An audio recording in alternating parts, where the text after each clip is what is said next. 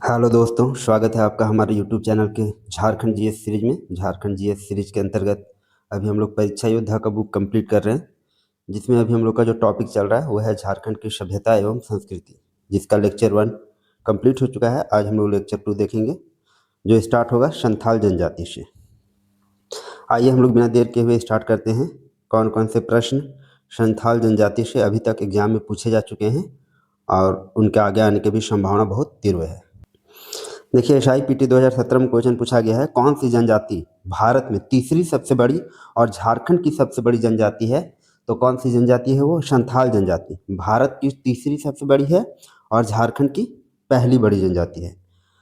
संथाल जनजाति भारत की तीसरी और झारखंड की सबसे बड़ी जनजाति है। नेक्स्ट है, देखिए SIPT 2017 और 11 to 13 JPSC 2024 में क्वेश्चन पूछा गया है, झारखंड के कौन सी जनजाति की जनसंख्या सबसे अधिक है?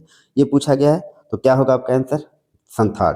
संथाल झारखंड की सर्वाधिक आबादी वाली अनुसूचित जनजाति है।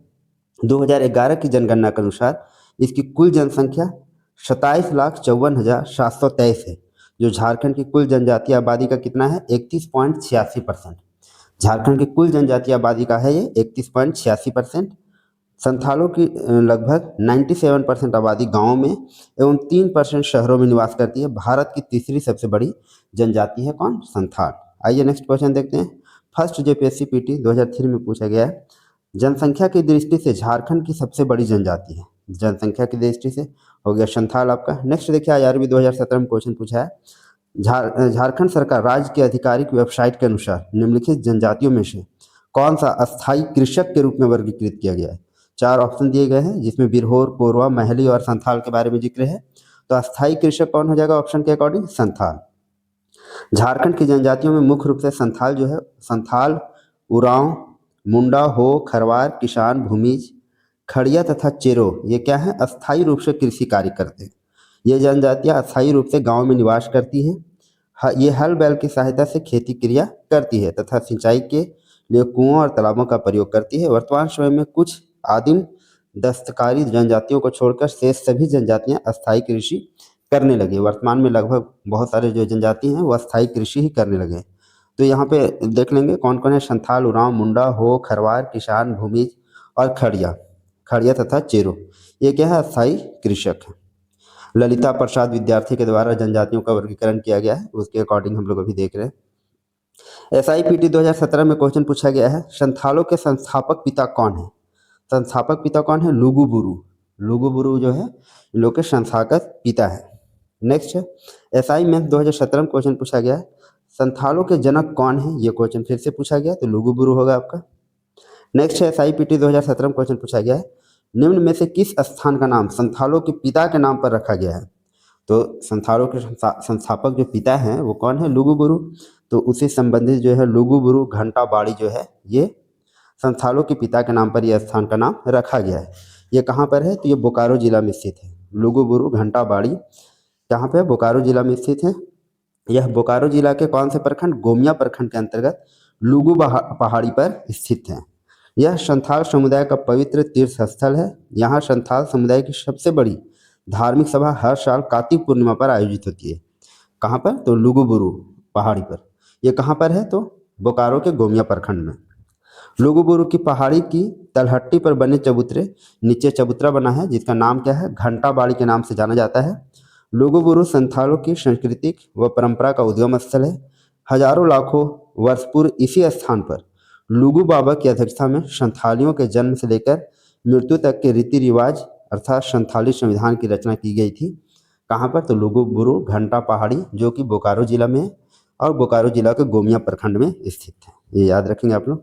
नेक्स्ट देखिए, PGT 2023 में क्वेश्चन पूछा है, झारखंड की संथाल जनजाति के घर को क्या कहा जाता है? संथाल जनजाति के घर को क्या कहा जाता है? तो कहा जाता है ओल। क्या कहा जाता है? ओल। संथाल जनजाति के लोग अपने घर को ओला या फिर उड़ाग ये कहते हैं। क्या कहते हैं? ओला या फिर उड़ाग कहते हैं। जबकि इनका गांव आतो के नाम से जाना जाता है। गांव को हम लोग बोलते हैं आतो और इनके घर को बोलते हैं ओला या फिर उड़ाग। संथाल जनजाति के घर लंबी कतारों में बने होते हैं और ज़्यादातर किससे? मिट्टी से बनाए जाते हैं।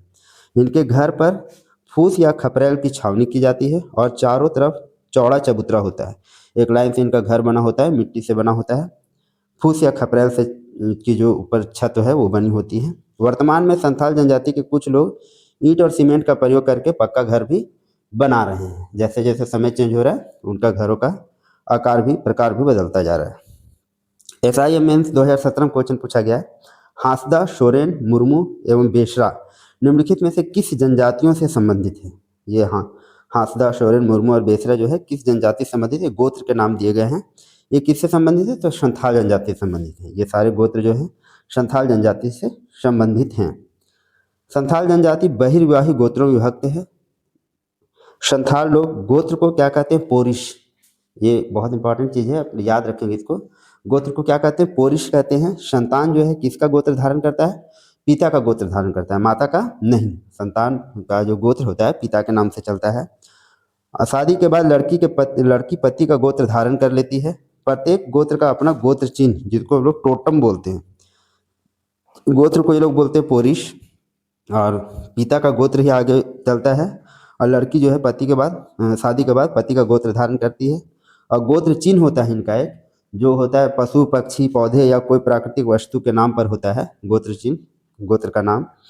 तो वो उनको बोलते हैं टोटम, बोलते हैं टोटम गोत्र चिन्ह को। गोत्र चिन्ह को मारना, कष्ट पहुंचाना या खाना जो है निषेधित माना जाता है।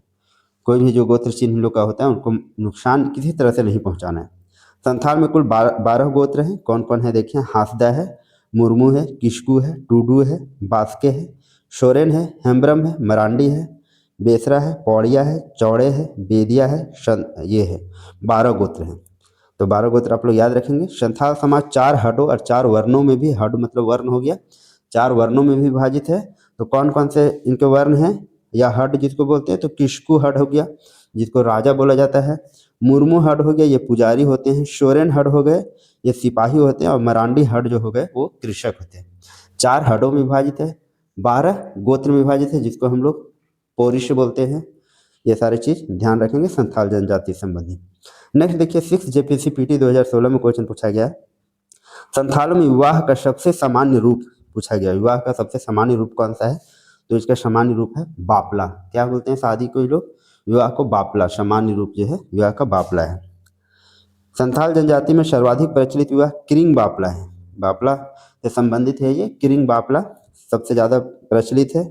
यह विवाह कैसे होता है? तो माता पिता द्वारा अगुआ के माध्यम से तय किया जाता है। बिल्कुल सामान्य तरीके से जो विवाह होता है वैसा किया जाता है। इसमें वर पक्ष की ओर से कन्या पक्ष को पौन वधु मूल्य दिया जाता है। ये देखिए इन लोगों में ये सबसे खास बात है कि वर पक्ष की तरफ से ही वधु पक्ष को दिया जाता है वधु मूल्य। दहेज की प्रथा इनके यहाँ नहीं है। वर पक्ष ही वधु पक्ष को वधु मूल्य देता है, जिसको क्या बोलते हैं? पौन। इसे सदाई बापला के नाम से भी जाना जाता है। जो हम लोग किरिंग बापला बोल रहे हैं या बापला शब्द यूज कर रहे हैं, संथालों की विवाह से संबंधित पद्धति है ये, इसको सदाई बापला भी हम लोग बोलते हैं। नेक्स्ट देखिए JPSC बैकलॉग 2024 में पूछा गया, संथालों में सदाई बापला क्या है? देखिए ये क्वेश्चन पूछा गया। तो सदाई बापला भी हम लोग ऊपर देखिए क्या है, तो स्वीकृति से विवाह, स्वीकृति से जो विवाह है उसको हम लोग सदाई बापला कहते हैं। यह अगुआ के द्वारा किया जाता है, वधु मूल्य दिया जाता है, जिसको पौन कहा जाता है। ये हम लोग अभी संथाल से संबंधित और भी कुछ कुछ फैक्ट देखें। पोरिस देखें, गोत्र को ये लोग पोरिश बोलते हैं। टोटम देखें, गोत्र चिन्ह हो गया। हड देखें, जो 4 हड में 4 वर्णों में विभाजित है संथाल। और बापला जो है इनका विवाह का प्रकार है, किरिंग बापला या सदाई बापला कहा जाता है। मार्केट सुपरवाइजर 2007 में क्वेश्चन पूछा है, किरिंग बापला किस आदिवासी से संबंधित है?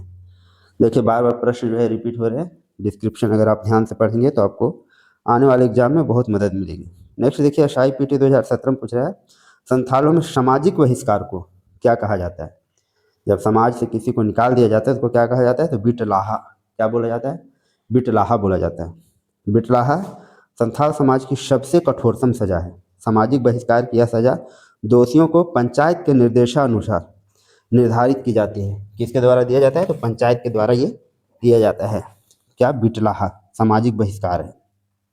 जब कोई संथाल महिला या पुरुष अपने ही गोत्र के निकट संबंध के साथ यौन संबंध में पकड़ा जाता है, अपने ही गोत्र या फिर निकट के संबंध के साथ अगर यौन संबंध में पकड़ा जाता है तो ऐसे दोषियों को जो बिटलाहा की सजा सुनाई जाती है। तो दोषियों को सजा सुनिश्चित करने के लिए गांव का मांझी, जो कि मुखिया होता है, उनका जो मुखिया होता है गांव का, संथालों का जो मुखिया होता है उसको क्या बोलते हैं? मांझी। जांच पड़ताल और विचार विमर्श कर बिटलाहा देने का फैसला करता है अगर कोई अपने निकट संबंधी या फिर अपने ही गोत्र के साथ यौन संबंध में पकड़ा जाता है तो।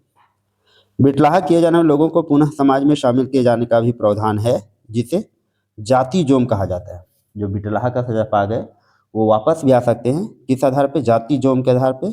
इसका शर्त क्या है कि अपना अपराध स्वीकार कर ले और एक बहुत बड़े भोज का आयोजन करे, मतलब बहुत बड़ा एक पार्टी दे, लोगों को खाना पीना खिलाए, तब वो जो है फिर से अपने समाज में आ सकता है, जिसे जाति जोम कहते हैं।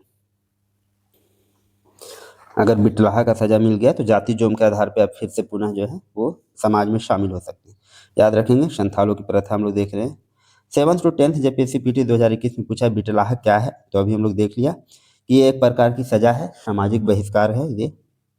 नेक्स्ट है देखिए क्वेश्चन, पीजीटी 2023 में क्वेश्चन पूछा गया, इनमें से कौन सी प्रथा झारखंड के संथालों द्वारा प्रचलित है जिसका पालन परिवार की कुल माता को करना चाहिए यदि वह बच्चे को जन्म दे रही है? तो कौन सी प्रथा प्रचलित है?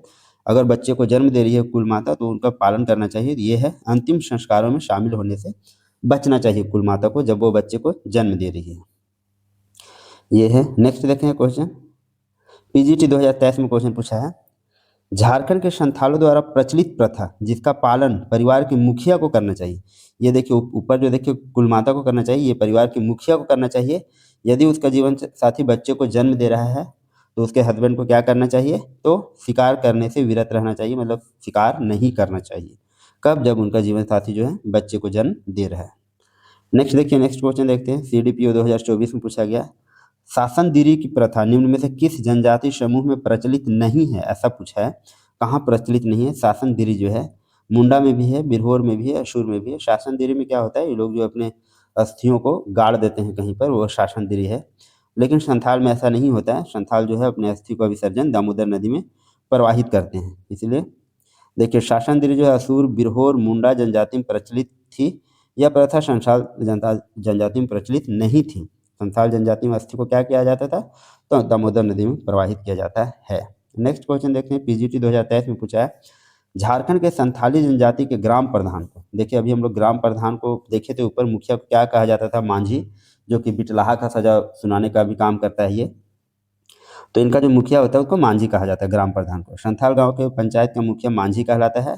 गांव का एक धार्मिक प्रधान भी होता है जो नायके कहलाता है। देखिए मेन मुखिया जो हो गया वो मांझी हो गया, और धार्मिक प्रधान जो हो गया उसको हम लोग क्या बोलते हैं? नायके।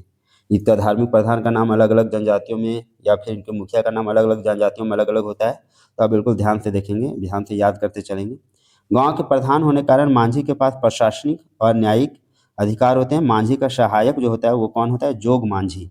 कौन होता है सहायक? जोग मांझी होता है। यह गांव के लोगों के आचरण पर निगाह रखता है। मांझी का यह सहायक है जोग मांझी, गांव के लोगों को आचरण को देखता है और वैवाहिक समस्याओं को सुलझाता है। मांझी की अनुपस्थिति में ग्राम परिषद की अध्यक्षता कौन करता है? प्रमाणिक।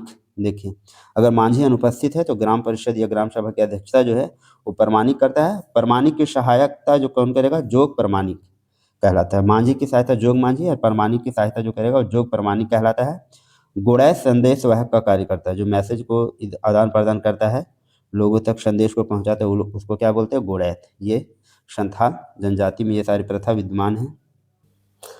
आइए नेक्स्ट क्वेश्चन देखते हैं, SIPT 2017 में क्वेश्चन पूछा गया है, संथाल जनजाति के मुख्य सरदार को के रूप में जाना जाता है। मुख्य सरदार को क्या बोला जाता है भाई? तो मांझी कहा जाता है। अभी हम लोग देखे थे मुख्य सरदार को क्या, मुखिया जो है मांझी कहलाता है। ये क्वेश्चन फिर से पूछा गया है।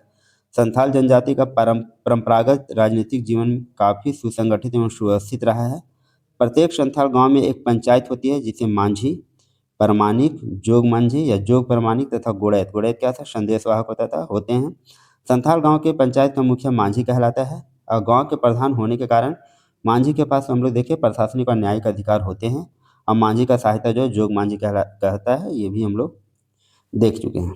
नेक्स्ट है SIPT 2017 में क्वेश्चन पूछा गया, हर संथाल गांव में पंचायत होती है जिसके प्रधान को कहते हैं, प्रधान को क्या कहते हैं? तो मांझी कहते हैं। अभी हम लोग बार बार ये क्वेश्चन रिपीट हुआ है। देखिए 5th जेपीएससी पीटी में 2013 में भी पूछा है, संथालों में गांव के प्रधान, तो आप जान रहे हो क्या बोलते हैं हम लोग? मांझी। पीजीटी 2023 में है, उस पवित्र उपवन को क्या कहा जाता है जहां झारखंड के संथाल प्राकृतिक उपासक के रूप में प्रार्थना करते देखे जा सकते हैं?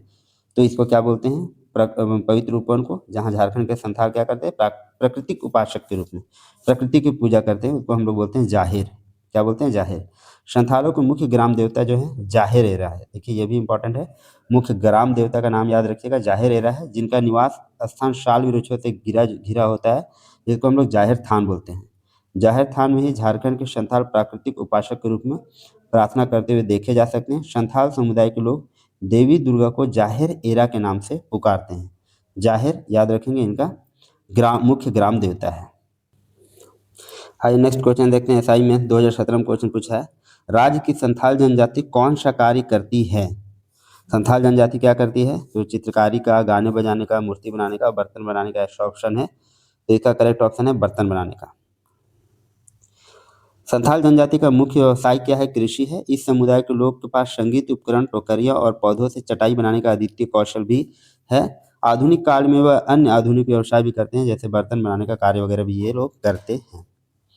नेक्स्ट देखिए, जेएसएससी असिस्टेंट मेंस 2014 में पूछा गया है, संथाल जनजाति के लोग में कुशल होते हैं। ये चित्रकारी में भी ये कुशल होते हैं। क्या है? चित्रकारी का कार्य में भी ये कुशल होते हैं। देखिए, संगीत उपकरण और टोकरिया और पौधों की चटाई बनाना अद्वितीय कौशल है। आधुनिक व्यवसाय जैसे बर्तन बनाने का काम भी कर रहे हैं, और चित्रकारी में भी ये कुशल होते हैं। संथाल जनजाति के लोग चित्रकारी में कुशल होते हैं। इनमें चित्रांकन की एक लोक कला जादू पटिया शैली, ये बहुत इंपॉर्टेंट है। जादू पटिया शैली किससे संबंधित? संथाल जनजाति से काफ़ी मशहूर रही है। संथाल समाज के मिथकों पर आधारित इस लोक कला में समाज के विभिन्न रीति रिवाजों, धार्मिक विश्वासों, नैतिक मान्यताओं की प्रस्तुति की जाती है। इनकी भित्ति चित्र की परंपरा भी काफ़ी प्रसिद्ध, समृद्ध एवं प्राचीन रही है, भित्ति चित्र की परंपरा। नेक्स्ट क्वेश्चन देखिए, पूछा गया है जेएसएससी सीजीएल पीटी 2012 में, झारखंड के किस जनजातीय समूह द्वारा लिखने के लिए ओल चिकी लिपि का प्रयोग किया जाता है? ओल चिकी लिपि किसके द्वारा किया जाता है? तो संथालों द्वारा। ओल चिकी लिपि कौन किए थे? रघुनाथ मुर्मू। नेक्स्ट देखिए, शाही पीटी 2017 में क्वेश्चन पूछा गया, वह जनजाति जिसकी ओल चिकी स्क्रिप्ट के नाम वाली अपनी स्क्रिप्ट है, अपनी लिपि है, कौन सी है? संथाल। संथाल जनजाति संथाली बोली जाती है, जिसका संबंध कौन भाषा परिवार से है? ऑस्ट्रो एशियाई भाषा परिवार से है। संथालों की अपनी लिपि है, जिसे ओल चिकी कहा जाता है, और इस लिपि का आविष्कार कौन किया था? तो 1941 ईस्वी में पंडित रघुनाथ मुर्मू के द्वारा। हम लोग कल ही डिस्कस कर चुके हैं। बिल्कुल सारी बातों को आप याद रखेंगे अगर आप एग्जाम की तैयारी कर रहे हैं। एक्साइज कांस्टेबल 2019 में पूछा गया, संथाली लिपि ओल चिकी का आविष्कार देखिए किसने किया? तो हम लोग कल ही से डिस्कस कर रहे हैं, पंडित रघुनाथ मुर्मू ने किया है। फिर से ये क्वेश्चन रिपीट हुआ है, जैसे सीजीएल 2024 में ओल चिकी नामक लिपि के रचयिता तो कौन होंगे? रघुनाथ मुर्मू, 1941, याद रखिएगा। एसआईपीटी 2017 में फिर से क्वेश्चन रिपीट हुआ है, तो रघुनाथ मुर्मू ही हो जाएंगे। ओल चिकी लिपि का आविष्कार पूछा गया है। एसआईपीटी 2017 में फिर से पूछा गया, ओल चिकी पांडुलिपि का आविष्कार के द्वारा किया गया? ये बार बार क्वेश्चन आया, तो रघुनाथ मुर्मू के द्वारा किया गया है। कब किया गया है? 1941 ईस्वी में। पंडित रघुनाथ मुर्मू का जन्म जो है 5 मई 1905 को उड़ीसा राज्य के मयूरभंज जिले में हुआ है। जयपाल सिंह मुंडा एवं मयूरभंज राज्य आदिवासी महासभा द्वारा उनको गुरु गोम के महान शिक्षक की उपाधि दिया गया था। किनको? रघुनाथ मुर्मू को। ये हम लोग पढ़ चुके थे कल ही। नेक्स्ट है आईआरबी 2017 में क्वेश्चन पूछा गया है, पंडित रघुनाथ मुर्मू ने संथाली संस्कृति को बढ़ावा देने अपने प्रयासों के भाग के रूप में संथाली वर्णमाला का निर्माण किया, जो निम्न में से किस रूप में जानी जाती है? हम लोग जानते हैं ओल चिकी लिपि। बार बार क्वेश्चन रिपीट हुआ है। पंडित रघुनाथ मुर्मू संथाली लेखक और शिक्षक थे। उन्होंने संथाली भाषा के लिए ओल चिकी लिपि का विकास किया। ओल चिकी लिपि के उनके विकास ने संथाली समाज की सांस्कृतिक पहचान को समृद्ध किया। उन्होंने ओल चिकी लिपि में कई गीत, नाटक और स्कूलों की पाठ्य पुस्तकें लिखी। उनकी पहली पुस्तक जो थी होर शेरंग, और नाटक पर उनकी पहली पुस्तक होर शेरंग, और नाटक पर उनकी पहली पुस्तक है बिंदु चांदन। नाटक पर आधारित कौन पुस्तक है? बिंदु चांदन। और पहली पुस्तक है होर शेरंग। उनकी अंतिम किताब राह एंडोरा है। पंडित रघुनाथ मुर्मू द्वारा संथाली भाषा के क्षेत्र में किए उल्लेखनीय कार्य हेतु झारखंड सरकार द्वारा जमशेदपुर में क्या खोला गया? पंडित रघुनाथ मुर्मू जनजातीय विश्वविद्यालय खोला गया है, जिसका क्षेत्राधिकार क्या होगा? पूरे झारखंड में। ये भी आप याद रखेंगे, पंडित रघुनाथ मुर्मू जनजातीय विश्वविद्यालय कहाँ है? तो जमशेदपुर में। नेक्स्ट देखिए, पंचायत सेक्रेटरी 2018 में क्वेश्चन पूछा है, निम्न में से कौन सा कथन ओल चिकी लिपि के बारे में सही नहीं है? ये पूछा गया है, सही नहीं है। यह रघुनाथ मुर्मू द्वारा विकसित किया गया, ये बिल्कुल सही है। यह अंगिका भाषा और साहित्य की आधिकारिक लिपि है, ये बिल्कुल गलत है। यह लिपि बाएं से दाएं लिखी जाती है, ठीक है। तो कौन सा गलत है? अंगिका का नहीं, संथाली भाषा का। नेक्स्ट देखिए 33 नंबर क्वेश्चन 11 to 13 जेपीएससी 2024 में पूछा गया। संथाल जनजाति के सबसे प्रमुख देवता के बारे में पूछा गया। इनका सबसे प्रमुख देवता जो है वो कौन है? मरांग बुरु।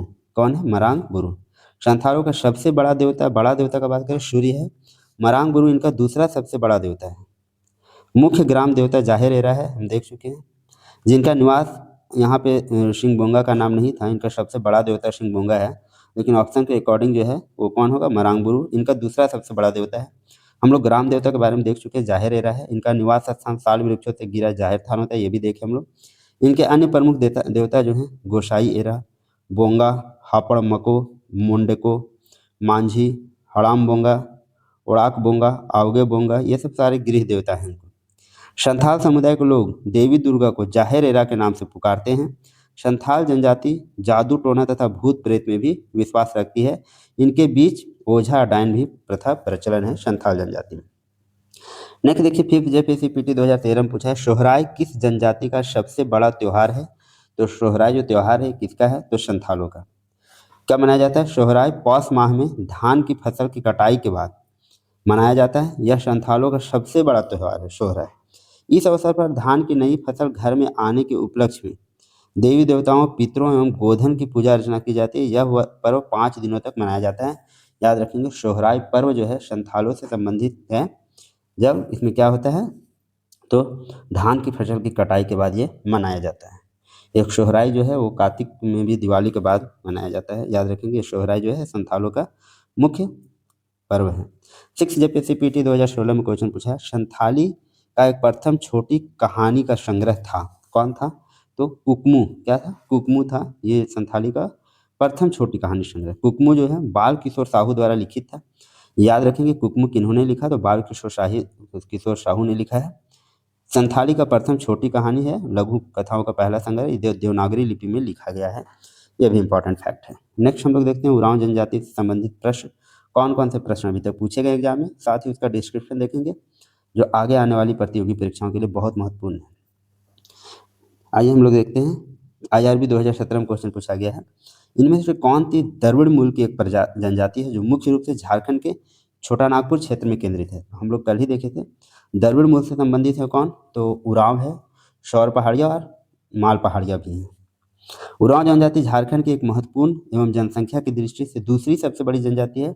उरांव जनजाति के लोग मुख्य रूप से छोटा नागपुर क्षेत्र, कहाँ पे? रांची हो गया, गुमला हो गया, लोहरदगा हो गया, लातेहार हो गया, सिंहभूम में निवास करते हैं। इनकी सर्वाधिक संख्या जो है रांची जिला में पाई जाती है। उरांव भाषा एवं प्रजाति, भाषा भी इनका द्रविड़ से संबंधित है। कुड़ुख इनका भाषा का नाम है, दोनों दृष्टि से द्रविड़ है। उरांव जनजाति के लोग कुड़ुख भाषा का प्रयोग करते हैं। कुड़ुख भाषा द्रविड़ भाषा परिवार के अंतर्गत आती है। आइए नेक्स्ट क्वेश्चन देखते हैं। जेपीएससी बैकलॉग 2024 में पूछा गया मुंडा तथा उरांव वर्तमान झारखंड राज्य के किस क्षेत्र से अपनी पहचान रखते हैं? तो मुंडा और उरांव जो हैं कहाँ से पहचान रखते हैं? छोटा नागपुर क्षेत्र से। उरांव तथा मुंडा जनजाति का मुख्य संकेंद्रण जो है छोटा नागपुर का पठार है। मुंडा जनजाति की सर्वाधिक आबादी जो है कहाँ है? खूंटी जिला में, जबकि उरांव जनजाति का सर्वाधिक आबादी है रांची जिला में। याद रखेंगे मुंडा कहाँ पे? खूंटी, और उरांव रांची जिला में। नेक्स्ट क्वेश्चन SIPT 2017 में पूछा है रांची जिले में निम्न में से कौन सी प्रमुख जनजाति पाई जाती है? तो कौन सी प्रमुख जनजाति पाई जाती है? तो उरांव पाई जाती है रांची में। उरांव जनजाति झारखंड के एक महत्वपूर्ण एवं जनसंख्या की दृष्टि से दूसरी सबसे बड़ी जनजाति है। उरांव जनजाति के लोग मुख्य रूप से रांची में, गुमला में, लोहरदगा में, लातेहार में और सिंहभूम जिला में निवास करते हैं। इनका सर्वाधिक संख्या की बात करें तो रांची जिला में है। नेक्स्ट देखिए SIPT 2017 में क्वेश्चन पूछा गया है निम्नलिखित में से कौन सा गोत्र कुड़ुक के नाम से भी जाना जाता है? तो कुड़ुक हम लोग अभी देखते आ रहे हैं कौन है? तो उरांव है। उरांव जनजाति कुड़ुक के नाम से भी जाने जाते हैं। उरांव स्वयं कुड़ुक के नाम का प्रयोग करते हैं। संभवतः एक पौराणिक उरांव राजा के नाम पर करख कहा जाता है। उरांव कई टोटमिक गोत्रों में बटे हुए कई इनका गोत्र भी है जिन्हें कीली कहा जाता है। देखिए यहाँ पे जो गोत्र का बंटवारा हो रहा है उरांव का, उनको बोल रहे हैं हम लोग कीली। और संथाल में इन्हीं को क्या बोलते हैं? पोरिश। संथाल में क्या बोले थे? पोरिश बोलते थे। यहाँ पे क्या बोलते हैं? कीली। एक ही गोत्र में उत्पन्न उरांव चाहे कहीं भी रहें परस्पर भाई बहन की तरह माने जाते हैं। इस कारण इनमें परस्पर विवाह जो है नहीं हो सकता, एक ही गोत्र में विवाह नहीं हो जाता। उरांव जनजाति खुद को क्या कहते हैं? कुड़ुख कहते हैं, जिसका मतलब क्या है भाई? तो मतलब है मानव। कुड़ुख का मतलब क्या है? मानव होता है। नेक्स्ट देखिए, मार्केट सुपरवाइजर 2007 में क्वेश्चन पूछा गया, धूमकुड़िया निम्नलिखित में से किससे संबंधित है? धूमकुड़िया जो है उरांव से संबंधित है। धूमकुड़िया क्या है? तो उरांव जनजाति का युवा गृह है। क्या है ये? युवा गृह है। यह उरांव जनजाति की सामाजिक संस्था है। युवा गृह जनजातियों के सामाजिक जीवन की एक महत्वपूर्ण संस्था है। युवा गृह का प्रचलन उरांव समुदाय में प्राचीन काल से ही चला आ रहा है, जिसको हम लोग क्या बोलते हैं? धूमकुड़िया युवा गृह को। उरांव भाषा में युवा गृह को जोख एरपा, कुंवारों का घर भी कहा जाता है। युवा गृह को क्या बोला जाता है? जोख एरपा भी बोला जाता है, जिसका मतलब है कुंवारों का घर। हिंदी में इसे धूमकुड़िया कहा जाता है। धूमकुड़िया उरांव लोगों का शैक्षणिक संस्थान है, जहाँ सामाजिक एवं नैतिक शिक्षा दी जाती है। कहाँ पे? धूमकुड़िया में, युवा गृह में। या फिर जोख एरपा बोलिए, कुंवारों का घर बोलिए। धूमकुड़िया एक साधारण घर होता है जहाँ अविवाहित युवक और युवतियाँ रहती हैं। एक घर होता है जहाँ पे युवक और युवतियाँ जो लेकिन अविवाहित हो वही रहती हैं। लड़के और लड़कियों के लिए अलग अलग धूमकुड़िया का प्रबंध होता है। लड़कों का जो धूमकुड़िया होता है उसको जोख एरपा, एवं लड़कियों का जो धूमकुड़िया या फिर युवा गिरी होता है उसको पेल एरपा कहते हैं। जोख एरपा को धांगर कुड़िया भी कहते हैं। देखिए, जोख एरपा जो लड़कों से संबंधित है, कुंवारों का घर इसका मतलब होता है, उसको धांगर गुड़िया भी कहते हैं। जोख एरपा के नियंत्रण एवं देखभाल करने वाले युवक को महतो या धांगर महतो कहते हैं। धांगर कुड़िया भी कहते हैं, धूम कुड़िया भी कहते हैं। जो खेरपा मतलब लड़कों का युवा गिरी हो गया, उसका जो देखभाल कर रहा है उसको महतो बोलिए या फिर धांगर महतो। पेल एरपा जो है किससे संबंधित है? लड़कियों से संबंधित है, लड़कियों का युवा गृह है। इसका देख रेख की जिम्मेवारी किसी प्रौढ़ या विधवा महिला को सौंपा जाता है, जो बड़की धांगरीन, क्या नाम है इनका? बड़की धांगरीन के नाम कहलाती है। धूमकुड़िया में प्रवेश 10 से 11 वर्ष की उम्र में होता है और विवाह के पूर्व तक इसके आप सदस्य रह सकते हैं। ये एक अनोखी प्रचलन है जिसमें उरांव जनजाति में धूमकुड़िया युवा गिरी 10 से 11 वर्ष में आप प्रवेश कर सकते हैं और शादी तक इसमें रह सकते हैं, शादी के पूर्व। उसके बाद यहाँ पे कोई एंट्री नहीं है। देखिए, 5th जेपीएससी पीटी और 6th जेपीएससी पीटी दोनों में क्वेश्चन पूछा, धूमकुड़िया किस जनजाति की सामाजिक संस्था है? तो हम लोग अभी देख लिए डिटेल में किसकी है, उरांव की है। लड़कों का जो धूमकुड़िया है उसको जोख एरपा कहते हैं, जोख एरपा, और लड़कियों की जो धूमकुड़िया है उसको पेल एरपा कहते हैं। इसको धांगर या महतो इसका जो है हेड होता है और इसको बोलते हैं बड़की धांगरीन। क्या बोलते हैं? बड़की धांगरीन, जो अविवाहित महिला होती है। ये सारे फैक्ट अभी हम लोग देख लिए। नेक्स्ट क्वेश्चन देखते हैं, जो एड़ापा किस जनजाति से? वही जोख एरपा के बारे में पूछ रहा है, तो उरांव जनजाति से अभी हम लोग देख लिए। उरांव जनजाति लड़कों की धूमकुड़िया, ये हम लोग सारे कुछ पढ़ लिए। नेक्स्ट देखते हैं, 6 जेपीएससी पीटी 2016 में क्वेश्चन पूछा है, प्रारंभिक काल में महतो के कार्यभार से पहले उरांव ग्रामों का पुरोहित एवं लौकिक प्रधान कौन था? महतो के कार्यभार से पहले जो है उरांव ग्रामों का पुरोहित एवं लौकिक प्रधान कौन था, ये पूछा है। तो ये प्रधान था कौन? गुड़ाइत। प्रारंभिक काल में महतो के कार्यभार से पहले उरांव ग्रामों का पुरोहित एवं लौकिक प्रधान जो होता था वो होता था गुड़ाइत। उरांव समुदाय 2 खूंट में विभक्त है, पाहन और महतो या मुंडा खूंट। 2 खूंट हैं उरांव समुदाय का, एक है पाहन खूंट और एक हो गया महतो खूंट, या फिर उसको मुंडा खूंट भी बोलते हैं। पाहन गांव का धार्मिक प्रधान या पुजारी होता है, जबकि महतो पाहन खूंट में क्या होता है? तो पाहन जो हो गया वो गांव का धार्मिक पुजारी हुआ, और महतो खूंट में क्या होता है? महतो गांव के मुखिया होता है। उरांव जनजाति में एक कहावत भी प्रचलित है, पाहन गांव बनाता है, महतो गांव चलाता है। देखिए, उरांव में धार्मिक प्रधान का बात करें, धार्मिक प्रधान या पुजारी का बात करें, तो वो है पाहन है, और उनका जो मेन मुखिया हो गया वो है महतो। और इसमें एक कहावत प्रचलित है, पाहन गांव बनाता है, महतो गांव चलाता है। उरांव समुदाय की शासन व्यवस्था गांव स्तर, पढ़ा स्तर एवं पढ़ा दीवान स्तर में विभक्त है। ये 3 शासन व्यवस्था जो 3 स्तर में विभक्त है, गांव स्तर हो गया, पढ़ा स्तर हो गया और पढ़ा दीवान स्तर। महतो गांव का प्रधान होता है, ठीक है। यह प्रशासनिक, न्यायिक एवं संपर्क अधिकारी होता है। गांव के झगड़े एवं विवादों का निपटारा महतो द्वारा ही किया जाता है। मांझी जो है महतो का सहायक होता है। देखिए, यहाँ पे मांझी जो है महतो का सहायक है, जबकि संथाल में मेन मुखिया जो था, मुख्य मुखिया जो था वो मांझी था। यहाँ पे मांझी जो नाम आ रहा है, पदनाम आ रहा है, ये किसके सहायक के रूप में आ रहा है? महतो के सहायक के रूप में, महतो के सहायक के रूप में, याद रखेंगे। वह महतो के आदेशानुसार किसी भी मामले को गांव को सूचित करता है। पाहन गांव के धार्मिक पर्व, त्योहार, पूजा पाठ करता है। बैगा कई गांव का पूजा पाठ कराता है। पाहन जो है गांव के धार्मिक कार्य, और बैगा जो है उससे बड़ा अधिकारी हो गया, कई गांवों का पूजा पाठ कराता है। उरांव के परंपरागत पंचायत व्यवस्था के तहत पढ़ा पंचायत प्रसिद्ध है। देखिए, हम लोग को पंचायत व्यवस्था भी पढ़ना है, तो ये पढ़ा पंचायत व्यवस्था जो है किसके अंतर्गत आता है? उरांव का। यह 5 से 15 गाँव को मिलाकर बनाया जाता है। पढ़ा पंचायत का सर्वोच्च व्यक्ति जो है उसको बोलते हैं पढ़ा राजा, पढ़ा राजा बोलते हैं। पढ़ा पंचायत जो है किससे संबंधित है? उरांव से। और इसमें 5 से 15 गाँव मिलता है पढ़ा पंचायत में, और उसका जो मुख्य व्यक्ति हो गया उसको हम लोग बोलते हैं पढ़ा राजा। सभी पढ़ा राजाओं के ऊपर एक पढ़ा दीवान होता है, और इसी तरह जो पढ़ा पंचायत, बहुत सारे पढ़ा पंचायत मिलाकर एक उसका अधिकारी होता है जिसको हम लोग बोलते हैं पढ़ा दीवान, जो सभी पढ़ा राजाओं का समन्वय रखता है। उरांव समाजों की सर्वोच्च न्यायिक व्यवस्था पढ़ा दीवान होता है। यहाँ कई पढ़ा राजा मिलकर विवाद का निपटारा करते हैं। ये है पढ़ा पंचायत से संबंधित। पढ़ा पंचायत उरांव से संबंधित है। और पढ़ा गांव का अगर प्रधान बोले तो पढ़ा नहीं, उरांव गांव का प्रधान बोले तो हो जाएगा महतो, और इनका धार्मिक प्रधान का बात करें तो हो जाएगा पाहन। नेक्स्ट देखते हैं, SIPT 2017 में क्वेश्चन पूछा है, झारखंड में इस जनजाति के लड़के और लड़कियों के लिए जंतर के रूप में महत्वपूर्ण कोई दूसरा त्यौहार नहीं है, जनजाति की पहचान करें। जंतर तो कौन सा है? उरांव। झारखंड में उरांव जनजाति के लड़के और लड़कियों के लिए जंतर के रूप में महत्वपूर्ण कोई दूसरा त्यौहार नहीं है, जंतर याद रखेंगे। SIPT 2017 में क्वेश्चन पूछा है, त्योहारों के दौरान उरांव जनजातियां एक विशेष पेय का सेवन करती हैं, जिसे क्या कहते हैं? क्या कहते हैं भाई? तो हड़िया। विशेष पेय का सेवन करती है ये लोग, तो इसको बोलते हैं हड़िया। पर्व त्योहार के दौरान उरांव जनजाति, जिनमें महिला एवं पुरुष दोनों शामिल है, हड़िया का सेवन करते हैं। राइस बियर के नाम से प्रसिद्ध हड़िया, राइस बियर भी बोला जाता है इसको, राइस बियर चावल से बनता है, राइस बियर के नाम से प्रसिद्ध है हड़िया। किस जनजाति में? उरांव जनजाति में। 11 to 13 JPSC 2024 में क्वेश्चन पूछा गया, उरांव जनजाति में बच्चों के विवाह के समय माँ के गोत्र में कितनी पीढ़ी तक विवाह वर्जनीय होता है? 3 पीढ़ी तक। माँ के गोत्र में 3 पीढ़ी तक विवाह जो है वर्जनीय होता है, नहीं कर सकते उस गोत्र में विवाह। उरांव जनजाति के बच्चों के विवाह के समय माँ के गोत्र में 3 पीढ़ी तक विवाह जो वर्जनीय होता है। विवाह सदा जो है गोत्र के बाहर होता है। उरांव के बीच समगोत्री विवाह नहीं होता। लगभग सभी जनजातियों में ऐसा देखा गया है, समगोत्री विवाह नहीं होता है। दूसरी जनजाति या गैर जनजाति विवाह वर्जित है, दूसरी जाति में भी आप शादी नहीं कर सकते। सहिया महिला की संतानों में भी विवाह वर्जित होता है, जो सहिया लगा लिए जिससे, तो वहाँ उसके महिला के संतानों में भी विवाह वर्जित है।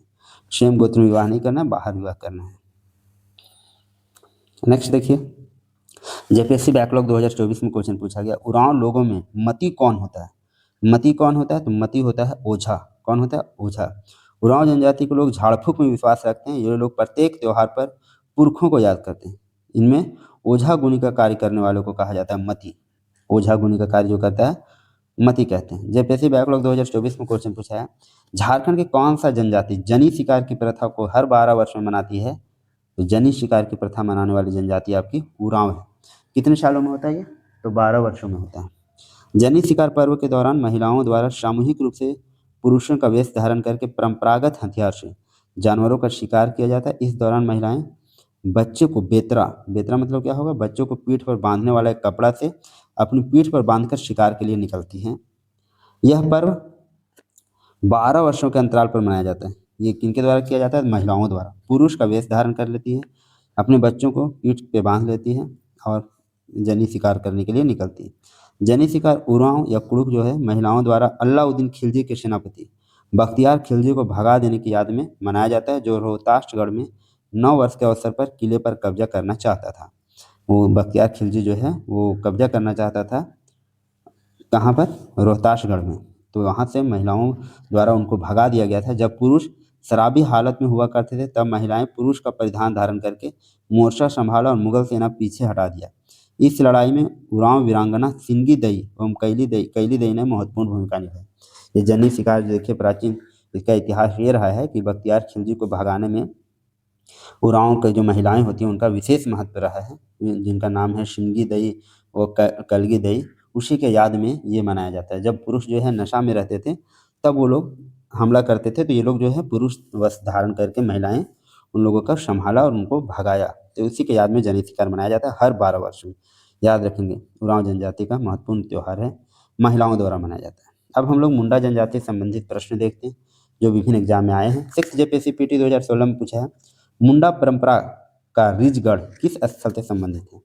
रिजगढ़ जो है किससे संबंधित है? तो रोहतासगढ़। रिजगढ़ रोहतासगढ़ से संबंधित है। आर्यों द्वारा मुंडाओं को पूरब की ओर खदेड़ने पर वे उत्तर प्रदेश के आजमगढ़ जिले में जा बसे। उत्तर भारत के दक्षिण भाग के बुंदेलखंड होते हुए मध्य भारत की ओर बढ़े। बाद में आधुनिक रोहिलखंड, अवध और रोहतासगढ़ होते हुए झारखंड के छोटा नागपुर में आकर बस गए, जिसे शेखर भूम कहते हैं। इस प्रकार झारखंड में मुंडा जनजातियों का आगमन जो है कहाँ से हुआ है? उत्तर पश्चिम से हुआ है। कहा जाता है कि सबसे पहले छोटा नागपुर में मुंडाओं का ही आगमन 600 ईस्वी पूर्व में हुआ है। तो रीछगढ़ जो है वो रोहतासगढ़ से संबंधित है। नेक्स्ट देखिए क्वेश्चन, SIPT 2017 में पूछा गया है, झारखंड के रांची जिले में कौन सी जनजाति सबसे अधिक संख्या में? तो ऑप्शन के अकॉर्डिंग जो हो जाएगा वो हो जाएगा मुंडा, लेकिन अगर उरांव रहता तो क्या होता है? उरांव। रांची में सबसे ज़्यादा उरांव, और मुंडा जो है सबसे ज़्यादा कहाँ पाए जाते हैं? तो खूंटी जिले में। देखिए गोंड जो है 923 है इनका जनसंख्या रांची में, अशूर का है 109, हो का है 2117 176, और मुंडा का है 3,02,10, और सबसे ज़्यादा किसका है? उरांव का। नेक्स्ट देखिए SI में 2017 में क्वेश्चन पूछा गया, रांची जिले में सबसे अधिक संख्या में कौन सी जनजाति है? इसमें भी उरांव आपका ऑप्शन नहीं है, तो मुंडा हो जाएगा। दिए गए विकल्प के अनुसार मुंडा जनजाति की संख्या रांची जिला में सर्वाधिक है। मुंडा झारखंड के कोलेरियन समूह की एक सशक्त और शक्तिशाली जनजाति है। किस समूह की? तो कोलेरियन समूह की। झारखंड में यह आबादी की दृष्टि से तीसरी सबसे बड़ी है। पहला हो गया संथाल, दूसरा हो गया उरांव, तीसरा हो गया मुंडा। मुंडा जनजाति के लोग मुख्य रूप से खूंटी, रांची, गुमला और सिमडेगा और लोहरदगा, पूर्वी तथा पश्चिमी सिंहभूम, हजारीबाग, लातेहार, धनबाद तथा सरायकेला खरसावां जिलों में पाए जाते हैं। ये सारे जिलों में पाए जाते हैं मुंडा जनजाति के लोग। और इनकी सर्वाधिक संख्या की बात करें तो कहाँ पर मिलेगी? खूंटी जिला में। नेक्स्ट देखिए क्वेश्चन पूछा है LDDY कलेक्टर 2019 में, 2011 की जनगणना के अनुसार झारखंड में संथाल एवं मुंडा जनजाति का अनुपात पूछा है। कुल जनजातीय जनसंख्या के अनुसार पूछा गया कि दोनों का अनुपात कितना है। तो संथाल झारखंड की सर्वाधिक आबादी वाली अनुसूचित जनजाति, ये हम लोग जान रहे हैं। 2011 की जनगणना के अनुसार इनकी जनसंख्या कितनी है? 27,54,723, जो कुल जनजाति का 31.86% है। ये ऊपर देख लिए। संथालों की 97% आबादी गाँव में होती है और 3% शहरों में, ये भी देख लिए। मुंडा झारखंड की तीसरी सबसे अधिक आबादी वाली जनजाति है। गणना की दृष्टि से इनकी कुल जनसंख्या जो है 12,29,000 है, जो कि कुल जनजाति का आबादी का 14.21% है। तो ये अनुपात निकाल लेना है आप लोगों को, 27,54,000 और 12,29,000। इसका करेक्ट आंसर है बी, 34:15। नेक्स्ट है SIPT 2017 में क्वेश्चन पूछा है, मुंडा आबादी खुद को बताते हैं, क्या बताते हैं? होड़को। खुद को क्या बोलते हैं? होड़को। मुंडा अपने आप को होड़को का मतलब भी इनका होता है मनुष्य। और उरांव में बोला जाता था कुड़ुक, याद है? उरांव में क्या बोला जाता था? कुड़ुक। और कुड़ुक का मतलब भी क्या होता था? कुड़ुक का मतलब भी होता था मनुष्य। मुंडा जो है अपने आप को बोलते हैं होड़को। वह अपने को कोल कहलाना पसंद नहीं करते, यद्यपि मुंडा कहे जाने से उन्हें कोई आपत्ति नहीं थी, क्योंकि उनकी भाषा में इसका अर्थ विशिष्ट व्यक्ति होता है। मुंडा का मतलब क्या होता है? विशिष्ट व्यक्ति। नेक्स्ट देखिए SIPT 2017 में क्वेश्चन पूछा है, मुंडा जनजाति अपनी भाषा मुंडारी को कहते हैं, क्या कहते हैं भाई? मुंडारी को तो होड़ो जगर। क्या बोलते हैं? होड़ो जगर। अपने आप को होड़को बोलते हैं, होड़को, और इसको बोलते हैं अपनी भाषा को होड़ो जगर, मुंडारी भाषा। प्रजातीय दृष्टि से मुंडा जनजाति प्रोटो ऑस्ट्रेलाइड श्रेणी में रखा जाता है। मुंडा जनजाति की भाषा जो है मुंडारी ऑस्ट्रो एशियाटिक भाषा परिवार से अंतर्गत आ सकती है। यह अपनी भाषा को होडो जगर भी कहते हैं। क्या बोलते हैं? होडो जगर, याद रखेंगे। नेक्स्ट देखिए SI में 2017 में क्वेश्चन पूछा गया, झारखंड में किस जनजाति का युवा गृह गति हो रहा? देखिए अभी हम लोग धूमकुड़िया के बारे में पढ़ चुके हैं ऊपर। धूमकुड़िया किसका युवा गृह था? उरांव का था। पुरुषों का धूमकुड़िया पढ़े, महिलाओं का धूमकुड़िया पढ़े। अब देखिए यहाँ पे एक नया युवा गृह का नाम आ रहा है गति ओरा। ये किससे संबंधित है? तो मुंडा से। किनसे संबंधित है? मुंडा से। अन्य जनजातियों के भांति मुंडा समाज में अविवाहित युवक और युवतियों के लिए अलग अलग युवा गृह का प्रावधान है, जिसे मुंडारी भाषा में क्या बोलते हैं? गितियोड़ा कहते हैं।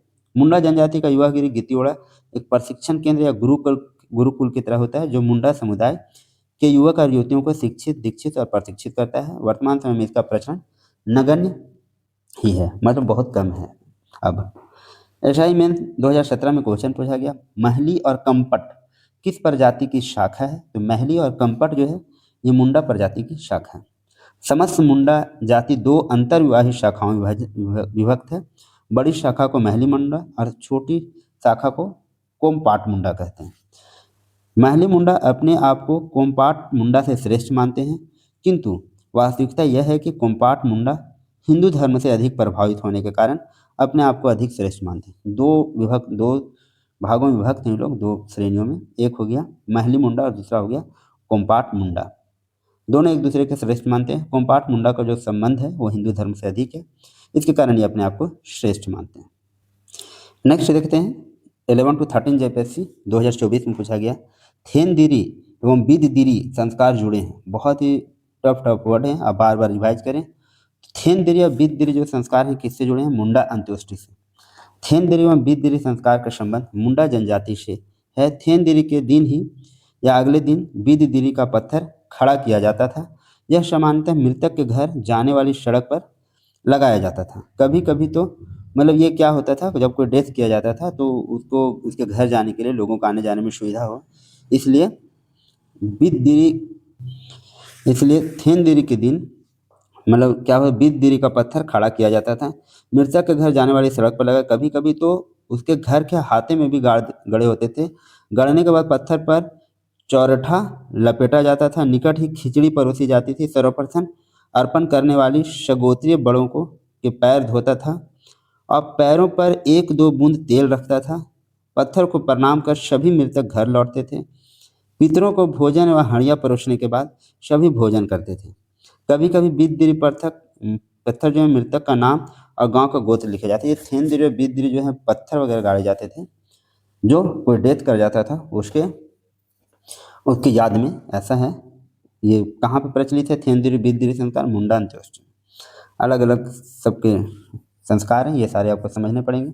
थेनदिरी फिर से क्वेश्चन पूछा गया सीडीपीओ 2024 में। थेनदिरी का संबंध, ये आपके लिए इंपॉर्टेंट हो गया क्वेश्चन। थेनदिरी और बिददिरी याद रखेंगे, मुंडा जनजाति से।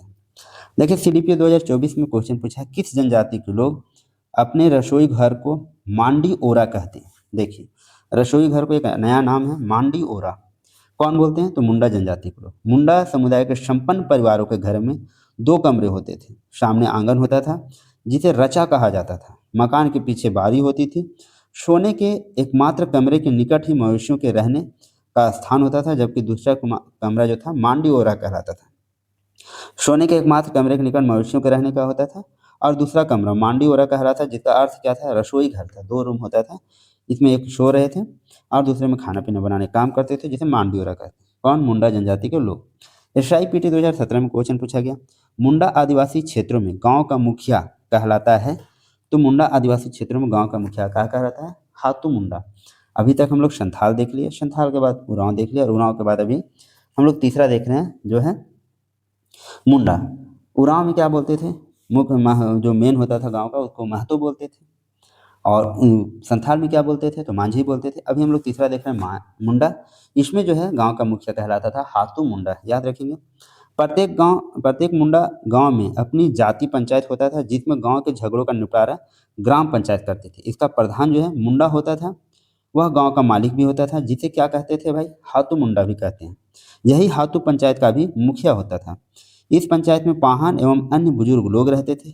हातू पंचायत के अलावा कई गांव प्रायः 5 से 20 को मिलाकर अंतर ग्रामीण पंचायत बनती थी, जिसे पढ़ा पंचायत कहते थे। तो 5 से 20, वहाँ 5 से 15 गांव मिला रहे थे उरांव में। यह मुंडा का सर्वोच्च न्यायपालिका, कार्यपालिका और विधायिका माना जाता था। इसका सर्वोच्च अधिकारी जो है पढ़ा राजा उरांव के जैसा ही था। कुछ मुंडा क्षेत्र में पढ़ा राजा को क्या कहा जाता था? मानकी। मुंडा मानकी शासन व्यवस्था हम लोग देखेंगे आगे। कुछ क्षेत्रों में पढ़ा राजा को मानकी भी कहा जाता था। पढ़ा राजा की मदद के लिए कौन होते थे? दीवान, कोतवाल, पांडे, ठाकुर, लाल, कर्ता, दरोगा आदि सदस्य होते थे। मुंडा एवं मानकी का पद जो था वो वंशानुगत होता था, मतलब उसके पुत्रों को ही दिया जाता था। नेक्स्ट देखिए जेपीएससी बैकलॉग 2024 में क्वेश्चन पूछा, किल्ली क्या है? किल्ली क्या है? तो एक पुरखे से संबंध लोग को बोलते थे किल्ली। नेक्स्ट है SI मेन 2017 में क्वेश्चन पूछा है, शासन एक स्थान है जहां मुंडा क्या करते थे भाई? मुंडा अपने पूर्वजों के अस्थियों को रखते थे, उसको बोलते हैं शासनदीरी या शासन। मुंडा समाज में मृत्यु होने पर लाश को दफनाने और जलाने दोनों की प्रथा पाई जाती है। दफनाने की प्रथा जो है अधिक प्रचलित है। कहीं कहीं बड़े बुजुर्ग एवं प्रतिष्ठित व्यक्तियों के शवों को जलाया जाता है। मरणोपरांत अस्थि कलश को एक निश्चित स्थान में गाड़ दिया जाता था। इस स्थान को क्या कहा जाता था? शासन कहा जाता था। शासन पर एक पत्थर रख दिया जाता था। इस पत्थर को क्या कहते हैं? शासन दीरी। कहा जाता था। इसे हड़गड़ी भी कहते हैं। याद रखेंगे ये सारे वर्ड। शासन देरी हो गया, हड़गड़ी हो गया, ये मुंडा जनजाति अभी हम लोग पढ़ रहे हैं। शासन देरी ही मुंडा गांव की असली पहचान है। अस्थि विसर्जन पौष माघ के महीने में नई फसल की कटनी के बाद होता था। एक वर्ष की अवधि में मरे सभी व्यक्तियों की हड्डी शासन में गाड़ी जाती है, जिसे जंग टोपा कहते हैं। क्या बोलते हैं? तो एक वर्ष में जितने लोग मरे उसके सारे अस्थियों को गाड़ा जाता था। कहाँ पे? हड्डी शासन में। उसको हम लोग जंग टोपा कहते हैं, जंग टोपा। नेक्स्ट है SIPT 2017 में क्वेश्चन पूछा है, निम्नलिखित जनजातियों में से कौन सा मृतकों की याद में रखने के लिए शासन देरी की जगह है? तो कौन सा शासन देरी किससे संबंधित है? तो मुंडा। नहीं, देखिए SIPT 2017 में क्वेश्चन पूछा, मुंडा शासन में क्या रखते हैं? भाई तो पूर्वजों के हड्डियां रखते थे, अभी हम लोग देख लिए। नेक्स्ट SIPT 2017 में पूछा, झारखंड की कौन सी जनजाति बसी हुई कृषि करती है? तो ऑप्शन के अकॉर्डिंग लोहरा, करवाली, कोरवा और मुंडा दिया हुआ है। मुंडा जो है बसी हुई कृषि ही करती है। मुंडा जनजाति बसी हुई कृषि करती है। यह अस्थायी गांव में निवास करती है तथा हल बैल की सहायता से खेती क्रिया करती है। सिंचाई के लिए कुआं और तालाबों का प्रयोग करती है। इनका मुख्य व्यवसाय कृषि है। कृषि के अतिरिक्त ये पशुपालन भी करते हैं। जंगलों से वन्य पदार्थों का संग्रहण भी करते हैं। मुंडा समुदाय के लोग ज़्यादातर धान की खेती करते हैं। याद रखें किसका खेती करते हैं? धान की खेती। अब देखिए प्रमुख देवता से संबंधित प्रश्न पूछा गया है SIPT 2017 में। मुंडाओं के प्रमुख देवता कौन है? तो प्रमुख देवता कौन है? कि सिंह बोगा। कौन है? सिंह बोगा। सिंह बोगा जो है अधिकतर जनजातियों के प्रमुख देवता हैं। सिंह बोगा का मतलब सूर्य से संबंधित होते हैं। मुंडा प्रकृति के पुजारी होते हैं। इनके धार्मिक विश्वास पर जीववाद, बोंगावाद, प्रकृतिवाद, टोटमवाद, टैबू, जादुई विश्वास और पूर्वज पूजा की छाप है। मुंडाओं की सर्वश्रेष्ठ और सर्वशक्तिमान देवता सिंह बोंगा है, जो सर्वव्यापी और निराकार है। इनकी पूजा प्रत्येक धार्मिक अवसर पर होती है। सिंह बोंगा पर सफ़ेद फूल, सफ़ेद भोग पदार्थ एवं सफ़ेद मुर्गा की बलि चढ़ाई जाती है। मुंडा के ग्राम देवता को क्या कहते हैं? हाथू बोंगा। मुंडा के ग्राम देवता को हाथी बोंगा कहते हैं, जो पूरे गांव की रक्षा करती है। ये इंपॉर्टेंट फैक्ट आपको याद करने पड़ेंगे, बार बार रिविजन करने होंगे। देशावली जो है गांव की सबसे बड़ी देवी है। कुल देवता ओता बोंगा है और पहाड़ देवता जो है बुरु बोंगा है। इनके जल देवता को इकिर बोंगा कहा जाता है और पुजारी को पाहन कहा जाता है। ये जो इंपॉर्टेंट फैक्ट है ये आप सारे याद रखेंगे। सबसे महत्वपूर्ण देवता की बात करें तो सिंह बोंगा, और मुंडाओं का ग्राम देवता की बात करें तो हाथू बोंगा, और देशावली की बात करें तो गांव की सबसे बड़ी देवी है। कुल देवता की बात करें तो ओता बोंगा, पहाड़ देवता की बात करें तो बुरु बोंगा एवं जल देवता की बात करें तो इकिर बोंगा, और पुजारी को क्या कहा जाता है? पाहन कहा जाता है। SIPT 2017 में क्वेश्चन पूछा गया, मुंडा जनजाति में पाहन को दी जाने वाली लगान मुक्त भूमि को क्या कहा जाता है? तो डाली कटारी भूमि कहा जाता है। जो मुंडा जनजाति में पाहन को लगान मुक्त भूमि दी जाती है उसको क्या बोलते हैं? डाली कटारी। मुंडा समाज में पुजारी पाहन होता है। गांव की सुरक्षा तथा कल्याण के लिए पाहन ही देवी देवताओं को पूजा पाठ द्वारा प्रसन्न रखता है। पाहन का सहायक पुजार या पनभरा कहलाता है। पाहन को प्राप्त होने वाली लगान मुक्त भूमि को डाली कटारी भूमि कहा जाता है। इस प्रकार की और सेवा और भूमि पाहन को मिलती है, जिसे भूत खेता कहते हैं। पाहन को देखिए लगान मुक्त भूमि मिलेगा, जिसको डाली कटारी कहते हैं, और भी इस भूमि जो इनके सेवा के लिए मिलती है उसको भूत खेता कहते हैं। इस भूमि की उपज से गांव के भूत प्रेत की पूजा पाहन के द्वारा की जाती है। भूत खेता से गांव के भूत प्रेत की पूजा, जो कि जनजातियों में सर्वमान्य प्रथा है भूत प्रेत। 7th to 10th JPSC 2021 में क्वेश्चन पूछा गया, मुंडाओं की पुरखा कहानियां एक मौखिक परंपरा का हिस्सा है। इस परंपरा को क्या कहते हैं? इस परंपरा को बोलते हैं शोशो बोंगा। क्या है? पुरखा कहानियों एक मौखिक परंपरा, पुरखों की कहानियां सुनाई जाती है, जिसको हम लोग शोशो बोंगा कहते हैं। मुंडा की पुरखा कहानियां एक मौखिक परंपरा का हिस्सा है, जिसे सोसो बोंगा कहा जाता है। मुंडाओं की प्रसिद्ध कथा शोशो बोंगा बैलेट रूप में गढ़ी गई है। किस रूप में गढ़ी गई है? तो बैलेट रूप में गढ़ी गई है। नेक्स्ट है हो जनजाति से संबंधित अभी हम लोग प्रश्न देखेंगे, जो विभिन्न सारे एग्जाम में पूछे गए हैं। साथ ही उसके डिस्क्रिप्शन को ध्यान से समझने की कोशिश करेंगे, ताकि आगे आने वाले एग्जाम में आपको बहुत मदद मिल सके। देखिए हो जनजाति कौन कौन से प्रश्न अभी तक बने हैं। 6 JPSC 2016 में क्वेश्चन पूछा गया, अंडी और ओपोरतिपी नाम से प्रचलित विवाह किस आदिवासी समुदाय से है? याद रखेंगे अंडी और ओपोरतिपी। क्या है? ओपोरतिपी। ये संबंधित है हो जनजाति से। बार बार ये सारी चीज़ आप रिवाइज करते रहेंगे एग्जाम से पहले तक, ताकि आपको एग्जाम में परेशानी ना हो जनजाति में 5 प्रकार के विवाह मुख्य रूप से प्रचलित हैं, जिसको कौन कौन से विवाह हैं? आंधी बापला, ओपोरतिपी, दिक्कू आंधी, राजी खुशी, घुसपैठी या अनादर विवाह। इसके अतिरिक्त बहुत ही बहुत कम ही गोलट विवाह या सेवा विवाह के उदाहरण भी पाए जाते हैं किसमें, हो जनजाति। घर जमाई विवाह बहुत कम होते हैं, जिसमें घर जमाई मतलब वर जो है वधु के घर ही जाके रहता है। हो जनजाति में सर्वाधिक प्रचलित और लोकप्रिय विवाह जो है वो है आंधी विवाह। यह एक विधिवत विवाह है। इसमें माता पिता द्वितम मतलब अगुआ के माध्यम से लड़की का चुनाव करते हैं। वधु मूल्य को गोनोंग या पोन कहा जाता है।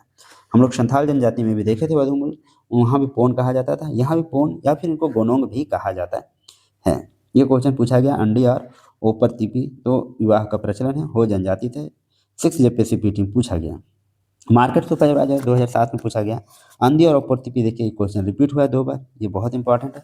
तो क्या होता है, प्रीवियस ईयर क्वेश्चन देखने से आपको एक आइडिया, एक पैटर्न पता चल जाएगा कि आपको तैयारी कैसे करनी है एग्जाम के लिए।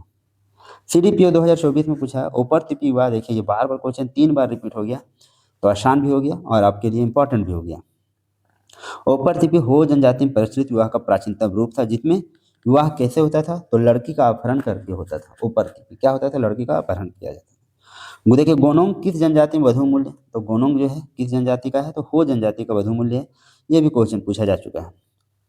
CDPO 2024 में पान नामक वधु मूल्य किस जनजाति, देखिए पान जो है ये हो जनजाति में है और संथाल में भी था। पोन एक्चुअली में है, पोन या फिर गोनोंग भी उसको बोलते हैं, दोनों पूछा गया। हो समुदाय में देखिए वधु मूल्य को क्या कहा जाता है, ऐसा भी पूछा है। 7th to 10th जेपीएससी में पूछा है और इसको क्या बोलते हैं, गोनोंग। नेक्स्ट देखिए SI में 2017 में क्वेश्चन पूछा बोंगा किस कबीले के देवता हैं। बोंगा किस कबीले के देवता हैं, तो हो के। बोंगा पूजा हो धर्म का सार है।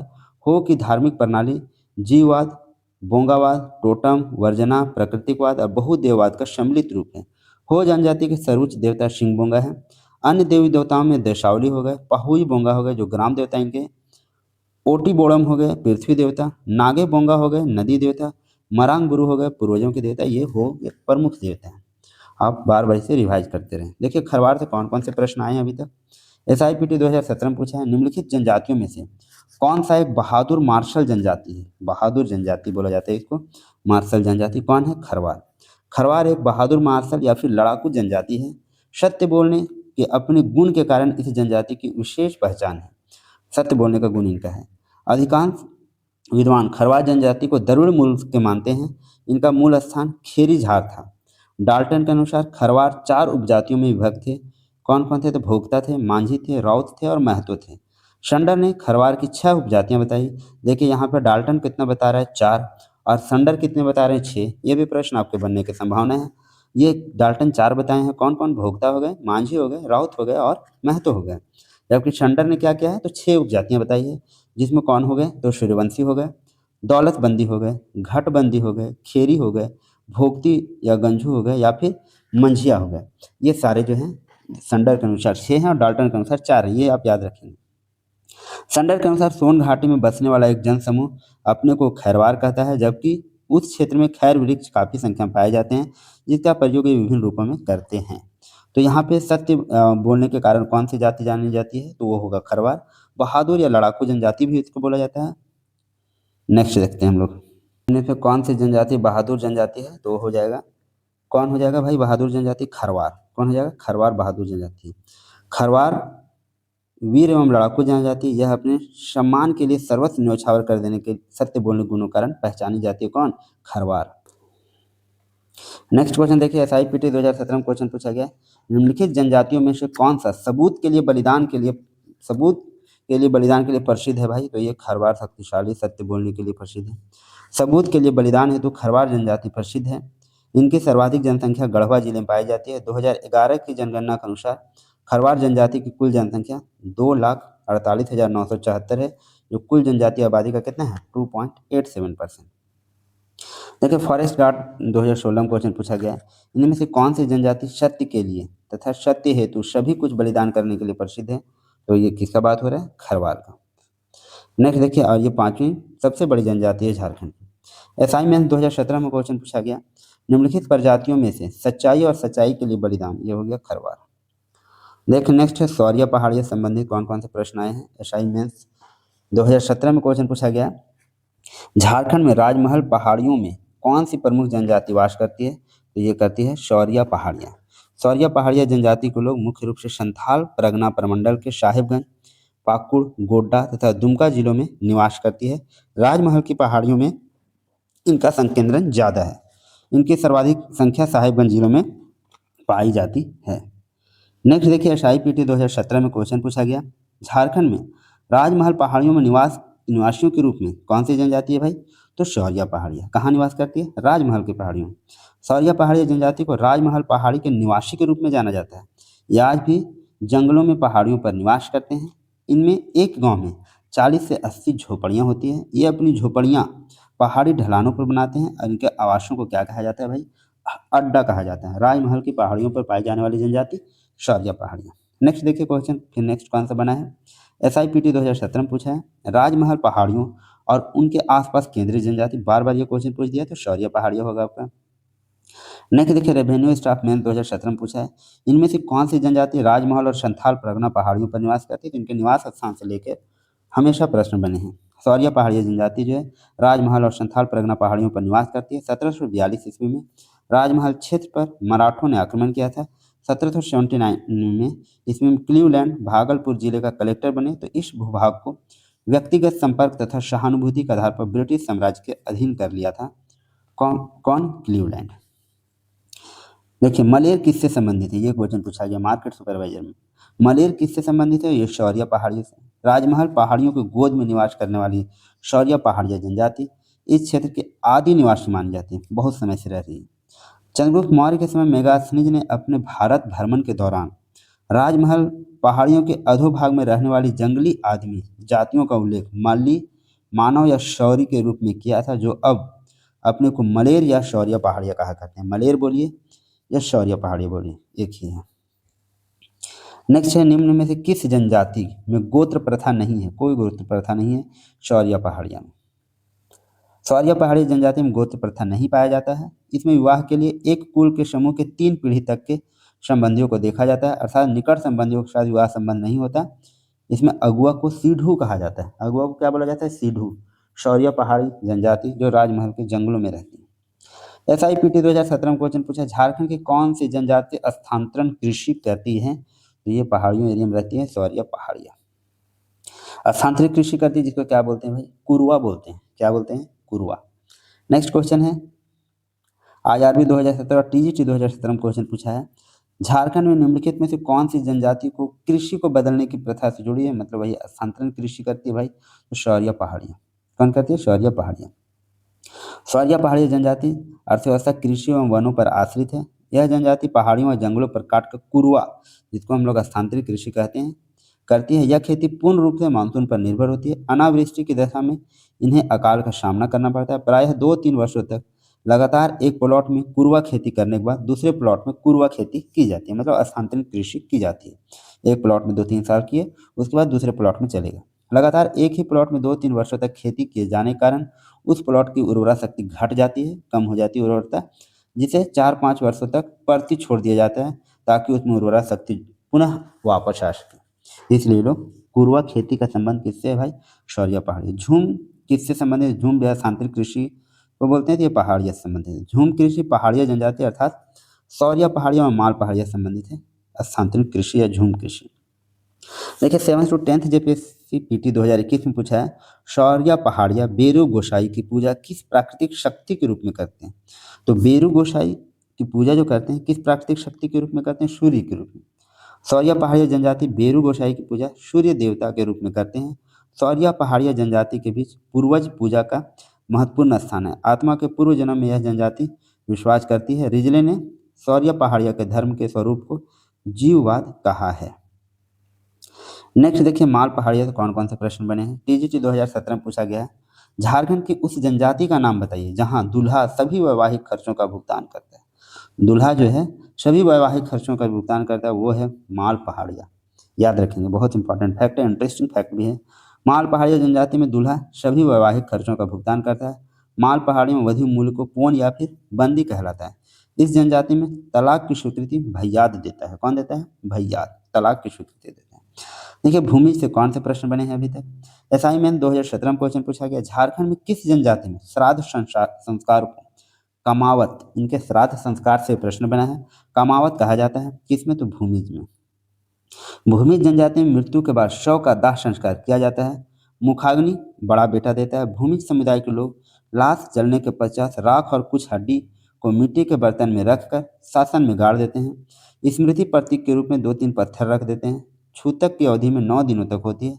10वें दिन दशकर्म होता है। श्राद्ध कार्य ब्राह्मण द्वारा संपन्न होता है और श्राद्ध संस्कारों को हम लोग बोलते हैं कमावत। किसके बारे में बात कर रहे हैं हम लोग? भूमिज जाति के बारे में, भूमिज जाति जनजाति के बारे में।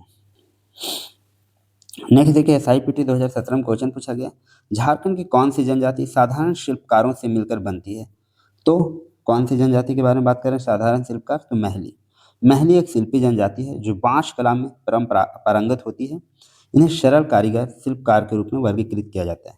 लघु हस्तकला महली जनजाति की जीविका का एक महत्वपूर्ण स्रोत है। इनकी पारंपरिक पेशा हरे बांस के सहारे टोकरी बनाना, चटाई, दौरा, दौरी, ओड़िया, सूप, सुपली, मौनी, चरंग, सैर, झांपी, पौरी, बांसुरी, वंशी जैसे उपकरणों का निर्माण करना रहा है। औरतें इस कार्य में ज़्यादा दक्ष होती है। बात कर रहे हैं महली जनजाति के। महली जनजाति जो कि क्या है? शिल्पी जनजाति, बांस की कला में निपुण है ये। कछपाल मेंस 2016 में क्वेश्चन पूछा है, झारखंड के निम्नलिखित जनजातियों में से किसे सरल कारीगर की बात हो रहा है? तो महली जनजाति आपका आंसर होगा।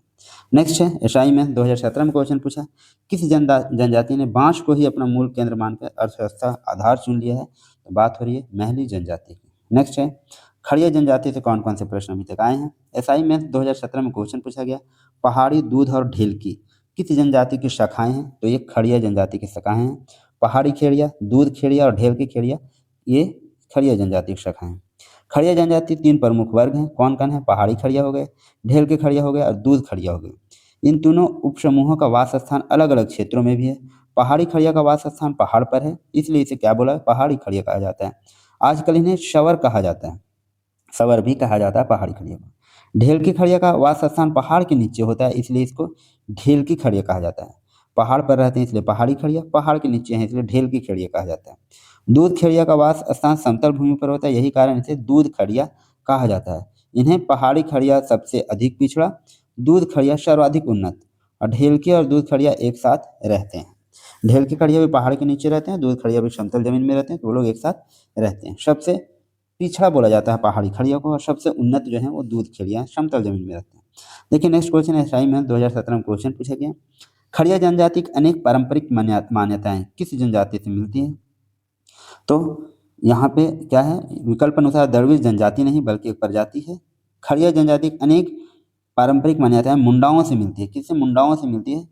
ठीक है, खड़िया समुदाय के लोग भी दावा करते हैं कि मुंडाओं से मिलती है कि वे मुंडा नागवंशी राजा के बड़े भाई हैं। खड़िया जनजाति प्रोटो अस्ट्रालाइट समूह से संबंधित है। इनकी भाषा क्या है? खड़िया, जो मुंडारी समूह का है। तो ये मुंडाओं से इनकी परंपराएं मिलती हैं। नेक्स्ट देखिए, सेक्रेटरी स्टेनोग्राफर में पूछा गया और एमवीआई 2016 में क्वेश्चन पूछा गया, झारखंड राज्य में स्त्री पुरुष अनुपात के मामले में किस जनजाति की महिलाएं पुरुष जनसंख्या से अधिक है? पुरुष जनसंख्या से अधिक है महिलाएं, तो वो है खड़िया जनजाति। 2011 के जनगणना के अनुसार झारखंड के जनजातीय लिंगानुपात में 1003 है खड़िया समुदाय का। लिंगानुपात में खड़िया जनजाति की स्थिति अच्छी है क्योंकि खड़िया जनजाति में महिलाओं की जनसंख्या पुरुष से अधिक है, ये बहुत अच्छी बात है। कोरवा जनजाति के बारे में देखिए कौन सा प्रश्न आया है अभी तक, 6 जेपीएससी में पूछा गया। निम्नलिखित में से कौन आदिम जनजाति है? ये पूछा गया। तो आदिम जनजाति कौन है? कोरवा। झारखंड में कुल 33 जनजातियां निवास करती है, जिनमें 8 जनजातियां जो हो गई असूर हो गई, माल पहाड़िया, शौर्य पहाड़िया, परहिया, बिरहोर, बिरजिया, कोरवा और शबर, ये जो है आदिम जनजाति 8। कौन कौन हो गए? असूर हो गए, माल पहाड़िया, शौर्य पहाड़िया हो गया, परहिया हो गए, बिरहोर, बिरजिया, कोरवा और शबर, ये क्या है? आदिम जनजाति है। रखा गया झारखंड के आदिम जनजातियों की कुल जनसंख्या जो है 2,92,359 है, जो राज्य की कुल जनजातीय आबादी का कितना है? 3.38% है। तो ये हम लोग को आदिम जनजाति पता होना चाहिए कौन कौन है, ऐसे भी प्रश्न पूछे गए हैं। एक्साइज इंस्पेक्टर 2015 में पूछा गया, निम्न में से किस जनजाति को झारखंड सरकार द्वारा शिकारी संग्रहकर्ता प्रकार माना गया है? तो ये कोरवा जनजाति जो है शिकारी संग्रहकर्ता प्रकार के हैं। नेक्स्ट आईआरबी 2017 में क्वेश्चन पूछा, झारखंड राज्य की सरकारी आधिकारिक वेबसाइट के अनुसार निम्नलिखित जनजातियों में से कौन सा हंटर गैदरर वही शिकारी संग्रहकर्ता हो गया? तो कोरवा हो गया। हंटर गैदरर कौन कौन श्रेणी में, इसमें कौन कौन आते हैं? कोरवा को हंटर गैदरर श्रेणी में रखा जाए बिरहोर तथा कोरवा जनजाति है। इसकी कुल आबादी कुछ भाग आज भी शिकार तथा खाद्य संग्रह की गतिविधियों से जुड़ी है। कोरवा जनजाति के लोग कंद मूल फल फूल पत्तियों मधु संग्रह के अलावा गोंदली तथा बाजरे की खेती भी क्या करते हैं। वर्तमान समय में राज्य सरकार द्वारा बिरहोर तथा कोरवा जनजाति के सदस्यों को आवासीय कॉलोनियां तथा कृषि के लिए भूमि और कृषि उपकरण की सुविधा प्रदान किया जा रहा है सरकार के द्वारा। नेक्स्ट देखिए SIPT 2017 में क्वेश्चन पूछा है, झारखंड के पलामू जिले में निम्नलिखित जनजातियों में से कौन सी पाई जाती है। तो कोरवा जनजाति कहाँ पाई जाती है, पलामू जिले में। कोरवा जनजाति मूलतः पलामू प्रमंडल में पाई जाती है। कोरवा जनजाति मुख्य रूप से गढ़वा पलामू लातेहार गुमला जिलों के पहाड़ी क्षेत्रों में पाए जाते हैं। इनकी सर्वाधिक संख्या गढ़वा जिले में पाई जाती है। नेक्स्ट है SI मैथ 2017 में क्वेश्चन पूछा है, कोरवा जनजाति की पंचायत को क्या कहते हैं। तो कोरवा जनजाति की पंचायत को बोलते हैं मैयारी या फिर भैयारी, ऐसा बोला जाता है। झारखंड के अन्य जनजातियों की तरह कोरवा जनजाति की भी अपनी परंपरागत जातीय पंचायत होती है। इसका मुख्य कार्य परंपरागत सामाजिक प्रथाओं का पालन करवाना। कोरवा जनजाति में जाति से बहिष्कृत व्यक्ति को भोज भात देने पर पुनः समाज में शामिल कर लिया जाता है। इसे भात भीतर कहा जाता है। भोज भात दे समाज से बहिष्कृत करने के बाद वही भोज देने का परंपरा जो है उसको पुनः शामिल कर लिया जाता है, जिसको क्या बोलते हैं, भात भीतर। कोरवा समुदाय में जाति पंचायत के अलावा ग्राम पंचायत भी होती है, जिसका मुखिया प्रधान कहलाता है। कोरवा जनजाति के पंचायत को मैयारी कहा जाता है। क्या बोलते हैं, मैयारी। देखिए नेक्स्ट है, गोंड जनजाति से कौन से प्रश्न बने अभी तक। SI मैथ 2017 में पूछा है, कौन सा कबीला संयुक्त परिवार की बंद टोली कहलाता है। क्या संयुक्त परिवार की बंद टोली कहलाता है। ये कौन सा है, गोंड। गोंड संयुक्त परिवार की बंद टोली कहलाता है। गोंड में संयुक्त परिवार को क्या बोलते हैं, भाई बंद। क्या बोलते हैं, गोंड जनजाति में संयुक्त परिवार जो होता है भाई बंद कहते हैं। संयुक्त परिवार के विस्तृत रूप को भाई बिरदरी। और गोंड समाज जो है 3 वर्गों में विभक्त है। कौन कौन है भाई, राजगोंड धूर कुस्तगोंड और कमियां। इस जनजाति में युवा गिरी को गोटुल या घोटुल तथा स्थानांतरित कृषि को दीपा या फिर बेवार कहा जाता है। स्थानांतरित कृषि का भी नाम याद रखेंगे, दीपा व बेवार, किसमें, गोंड जनजाति में। क्वेश्चन पूछा जा सकता है। SIPT 2017 में क्वेश्चन पूछा है, झारखंड में निम्नलिखित में से 5000 से कम की छोटी आबादी है। तो ये गोंड जनजाति के बारे में, 5000 से कम, 5000 से कम नहीं है, हालांकि कोई ऑप्शन सही नहीं है। उरांव का 17,000 है, 17 लाख है। लोरा 2 लाख, भूमि 2 लाख, गोंड जो है 53,000। कोई भी ऑप्शन सही नहीं है। कांस्टेबल 2019 में पूछा है बिरहोर से संबंधित, झारखंड के निम्नलिखित जनजातियों में से किस जनजाति को शिकारी संग्रह करता है। ये भी बिरहोर भी शिकारी संग्रह करता भी है। कोरवा हो गया, बिरहोर हो गया। JPSC बैकलॉग 2024 में पूछा है, किस जनजाति में कृषि कर्म उनके जीवन यापन का हिस्सा नहीं रहा है। तो कृषि कर्म जीवन यापन का हिस्सा नहीं रहा है बिरहोर जनजाति में। ये लोग घूमते रहते हैं, घुमंतु जनजाति शिकारी हैं। बिरहोर जनजाति का आर्थिक स्थिति बहुत ही दयनीय। अधिकांश बिरहोर लूट खाओ की जिंदगी जीते हैं। पूर्व में बिरहोर जनजाति मुख्य रूप से जंगली फाइबर पौधों व पेड़ों की ढाल से रस्सी बनाने, कंदमूल संग्रहण, शिकारी व अपनी आजीविका चलाती थी। सरकार द्वारा 1956 में घुमंतु जीवन पद्धति को बदलकर अस्थायी जीवन पद्धति को उन्मुख करने के लिए बिरहोर आवासीय कॉलोनी का निर्माण किया गया, किंतु यह भी कारगर नहीं हुआ है। फिफ्थ JPSC 2013 में पूछा, बिरहोर का शाब्दिक अर्थ पूछा है। तो बिरहोर का शाब्दिक अर्थ है जंगल का आदमी। बिरहोर जनजाति का नामकरण स्पष्टता वन प्रांतर में इनके घुमंतु जीवन को ध्यान में रखकर किया गया। बिरहोर शब्द मुंडारी भाषा के 2 शब्दों बीर और होड़ से बना है। बीर का अर्थ है जंगली और होड़ का अर्थ है आदमी, अर्थात बिरहोर शब्द का शाब्दिक अर्थ क्या हुआ, जंगल का आदमी। जंगल ही इनका घर है। जंगल में वो स्वतंत्र रूप से विचरण करते रहे हैं। जंगल में वास्तविक रक्षक और मित्र, प्राकृतिक स्वामी रहे हैं। SIPT 2017 में क्वेश्चन पूछा, उथलुस और जाघिस झारखंड के किस जनजाति के वर्ग हैं। उथलुस और जाघिस जो है ये बिरहोर जनजाति के वर्ग हैं। बिरहोर 2 वर्गों में है, उथलुस या भूलिया घुमक्कड़ बोलते हैं। जांघी या थनिया हो गया आदिवासी। घुमंती बिरहोरों को उथलू और अस्थायी जीवन जो जी रहा है उसको हम लोग बोलते हैं जांघी। ठीक है, तो उथलुस और जांघी जो हो गया, उथलुस जो हो गया घुमंतु है, जांघी जो हो रहा है अस्थायी जीवन जीते हैं। SIPT 2017 में क्वेश्चन पूछा गया, झारखंड में बिरहोर जनजातीय लोगों के निवास के रूप में क्या जाना जाता है। तो निवास जो है इन लोग का वो टंडा के रूप में जाना जाता है। बिरहोर की बस्ती निवास स्थान को टंडा कहा जाता है। बिरहोर छोटी छोटी झोपड़ियों में रहते हैं जिसे कुंबा या कुरहर कहते हैं। ऐसी झोपड़ियों को समूह को हम लोग क्या बोलते हैं, टंडा। यही बिरहोर का गांव है टंडा, जो प्रायः पहाड़ियों की चोटी पर्वत स्कंद पर बसा होता है। बिरहोर कुछ टंडा में गितिओड़ा पाया जाता है। गितिओड़ा मतलब युवागिरी, जो अविवाहित लड़के या लड़कियों का सांस्कृतिक स्थल होता है। लड़के के गितिओड़ा को डांडा कांठा और लड़कियों की गितिओड़ा को डिंडी कुंडी के नाम से जाना जाता है। ये बिरहोर जनजाति का युवागिरी है। डांडा कंठा लड़कों का और डिंडी कुंडी है वो लड़कियों का युवागिरी गितिओड़ा। 11 to 13 जेपीएससी 2024 में पूछा, नाया किस जनजाति पंचायत के मुखिया का नाम है? तो नाया जो है बिरहोर जनजाति के पंचायत के मुखिया का नाम क्या है? नाया। बिरहोर का शाब्दिक अर्थ है जंगल का आदमी। प्रजाति देखिए इसका प्रोटो स्लाइड है। भाषा इसका बिरहोरी है। भाषा समूह ऑस्ट्रो-एशियाटिक है। जनसंख्या लगभग 10,726 है। कुल जनसंख्या का प्रतिशत का बात करें 0.12%। सर्वाधिक जनसंख्या वाला जिला का बात करें तो हजारीबाग। इसका घर को बात करें तो हम लोग कुंबा बोलते हैं। उनके गांव को बोलते हैं हम लोग टंडा। परिवार का जो रूप है वो पितृशतात्मक है। युवागिरी को गितिओड़ा बोलते हैं। सर्वाधिक प्रचलित विवाह जो है वो सदर बापला है। परंपरागत पेशा क्या है? शिकार व खाद्य संग्रहण का परंपरागत पेशा है। सर्वप्रमुख देवता की बात करें तो सिंहबोगा। गोत्र देवता की बात करें तो बुरुबोंगा एवं ओड़ाबोंगा। शिकार देवता की बात करें तो चांदी। धार्मिक प्रधान की बात करें तो नाइके। यही प्रश्न पूछा गया। प्रमुख त्योहार की बात करें तो गोम्हा, मनसा पूजा, कर्मा, नवजोम, सोहराई, मकर संक्रांति, फगुआ। सर्वोपरि संगठन की बात करें तो टंडा और टंडा का प्रधान नाय या फिर नाया। नाय का सहायक की बात करें तो दिगवार या फिर कोतवार होते हैं। तो ये सारे इंपॉर्टेंट फैक्ट बिरहोर से संबंधित है। बिल्कुल अच्छे से ध्यान में रखेंगे नेक्स्ट एग्जाम के लिए। अब जो हम लोग नेक्स्ट देखेंगे वह है चिक बड़ाइक। चिक बड़ाइक से कौन कौन से प्रश्न अभी तक पूछे जा चुके हैं? SIPT 2017 में पूछा है, अच्छा बुनकर किस कबीले से संबंधित है? तो इसका करेक्ट आंसर हो जाएगा चिक बड़ाइक। अच्छा बुनकर जो है किस कबीले से संबंधित है? चिक बड़ाइक। चिक बड़ाइक झारखंड की एक बुनकर जनजाति, याद रखेंगे बुनकर जनजाति है। यह मुख्य रूप से कपड़ा बुनने का कार्य करती है। इन्हें हाथों से बने कपड़े का जनक भी कहा जाता है चिक बड़ाइक को।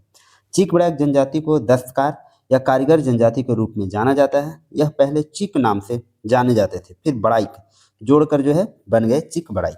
कैसे जनजाति है ये? तो बुनकर जनजाति है। हाथों से बने कपड़ों का जनक भी माना जाता है इनको।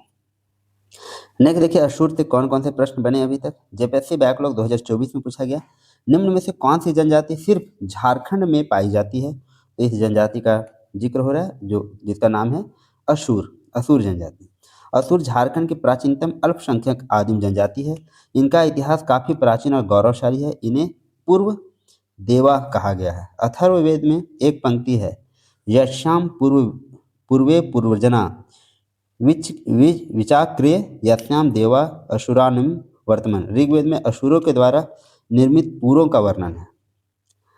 वैदिक युग में संबंधित साक्ष्यों से प्रमाणित होता है कि असुर पूर्व व्यवस्था के जन्मदाता थे। आधुनिक पुरावेत्तों के एक वर्ग का भी यह भी मत है कि हड़प्पा मोहनजोदड़ो की संस्कृति असुरों की संस्कृति थी। वे नगर उन्हीं के पूर्व थे। असुरों को सिंध सभ्यता के प्रतिष्ठापक के रूप में माना जाता है। असुर शब्द का वर्णन ऋग्वेद में, अथर्ववेद में, आरण्यक में, उपनिषद में, महाकाव्य आदि में है। ऋग्वेद में असुरों के साथ आर्यों के संघर्ष की चर्चा है। ऋग्वेद में असुरों को मृद्धवाच, अस्पष्ट बोलने वाला, अव्रत, अन्यव्रत, भिन्न आचरण वाले, अनाशह, चिपटी नाक वाले, आयशी और सुदृढ़ लौह दुर्ग के अटूट दुर्ग निवासी कहा गया है। असुरों का जो संबंध है ये बहुत प्राचीन काल से इनका रहा है। ये सिर्फ झारखंड में पाए जाते हैं ऐसा। नेक्स्ट देखिए, PGT 2023 में क्वेश्चन पूछा गया, निम्नलिखित में से कौन सी जनजाति झारखंड में निवास करने वाली सबसे पुरानी आदिम जनजाति थी और वे नवपाषाण काल से उत्तर वैदिक काल तक छोटा नागपुर क्षेत्र में निवास करती थी? तो ये जो जिक्र हो रहा है ये किसका हो रहा है? असुर का। इसी तरह के प्रश्न असुर से बनते हैं। असुर जनजाति झारखंड की सबसे पुरानी और आदिम जनजाति है। इनका नवपाषाण काल से उत्तर वैदिक काल तक झारखंड में निवास करने का अनेक प्रमाण मिला है।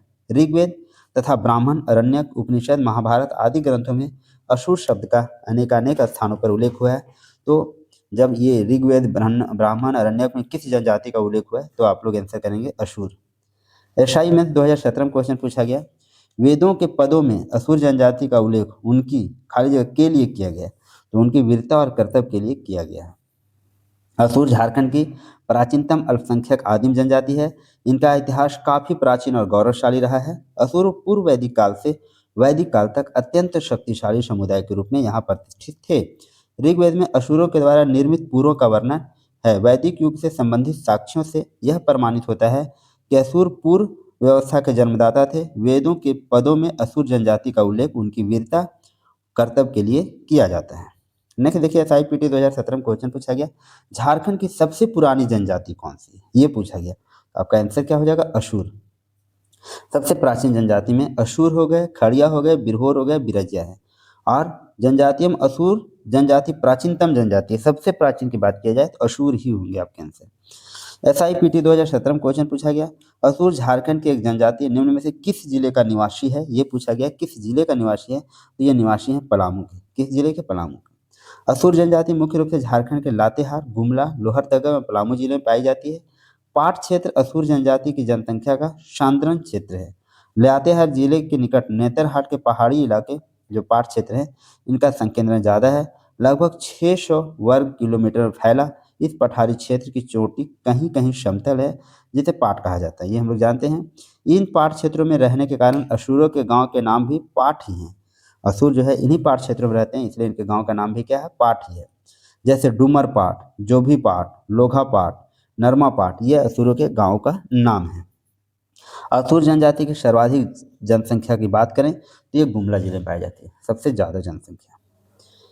नेक्स्ट है, SIPT 2017 में पूछा गया, ईडी मीडी जनजाति के विवाह का तरीका है, किस जनजाति के विवाह का तरीका है, ईडीमी। ईडीमी तो ये है असुर जनजाति का। ईदीमी या ईदी ताईमा विवाह की अनोखी विधि है, जिसमें लड़का लड़की शादी के रस्म पूरे किए बिना ही पति पत्नी की तरह रहते हैं, किंतु कभी न कभी इन्हें शादी का रस्म पूरा करना पड़ता है। जब ये अपने बच्चे और बच्चियों की शादी करते हैं, तब ऐसे अभिभावक अपनी शादी का भी रस्म पूरा करते हैं। यह असुरों में प्रचलित है। मतलब ये ईदीमी एक तरह का लिविंग रिलेशनशिप अभी के अकॉर्डिंग वो है, ठीक है। लोहरा, लेकिन यहाँ पे क्या होता है कि उनको कभी ना कभी शादी का जो धर्म है वो पालन करना पड़ता है, शादी करना पड़ता है। जब बच्चे और बच्चियों की शादी करते हैं तो भी उनको अभी जो अभिभावक रहते हैं वो भी अपनी शादी का रस्म पूरा करते हैं, बिना शादी के वो साथ में रहते हैं। लोहरा, SIPT 2017 में क्वेश्चन पूछा गया, लोहरा जनजाति से निम्नलिखित में से झारखंड की कौन सी जनजाति शिकारी संग्रह प्रकार की नहीं है, पूछा गया है। ऑप्शन आपके बिरहोर थे, हिल खाड़िया थे और कोरवा थे, जिसमें एक लोहरा था। तो लोरवा जो है शिकारी संग्रह करता नहीं है। बिरहोर, कोरवा, हिल खड़िया शिकारी संग्राहक प्रकार की जनजाति है, जबकि लोहरा जो है दस्तकारी समुदाय की जनजाति है। लोहरा जनजाति दस्तकारी समुदाय में शामिल जनजाति है, जो लोहे का सामान क्या करती है, तैयार करती है। SIPT 2017 में क्वेश्चन पूछा गया, बैगा जनजातियां सामान्यतः के क्षेत्र में नहीं पाई जाती, तो बैगा जनजातियां रांची, लातेहार, सिंहभूम में पाई जाती है, हजारीबाग के क्षेत्र में नहीं पाई जाती। 2011 की जनगणना के अनुसार हजारीबाग जिले में बैगा जनजातियों की जनसंख्या क्या है, 0 है। रांची में 16 है, लातेहार में 30 है, सिंहभूम में 74 है। पूर्वी सिंहभूम, पश्चिमी सिंहभूम, सरायकेला, खरसावां तीनों मिलाकर वो 74 है। SIPT 2017 में क्वेश्चन पूछा, जनजाति में ग्राम के मुखिया को मुकदम बोला जाता है, किस जनजाति का बात हो रहा है जिसमें ग्राम का मुखिया को हम लोग क्या बोलते हैं, मुकदम। तो ये बात हो रहा है बैगा जनजाति का। बैगा जनजाति की परंपरागत जातीय पंचायत गांव स्तर पर होती है। ग्राम संगठन का मुखिया मुकदम कहलाता है।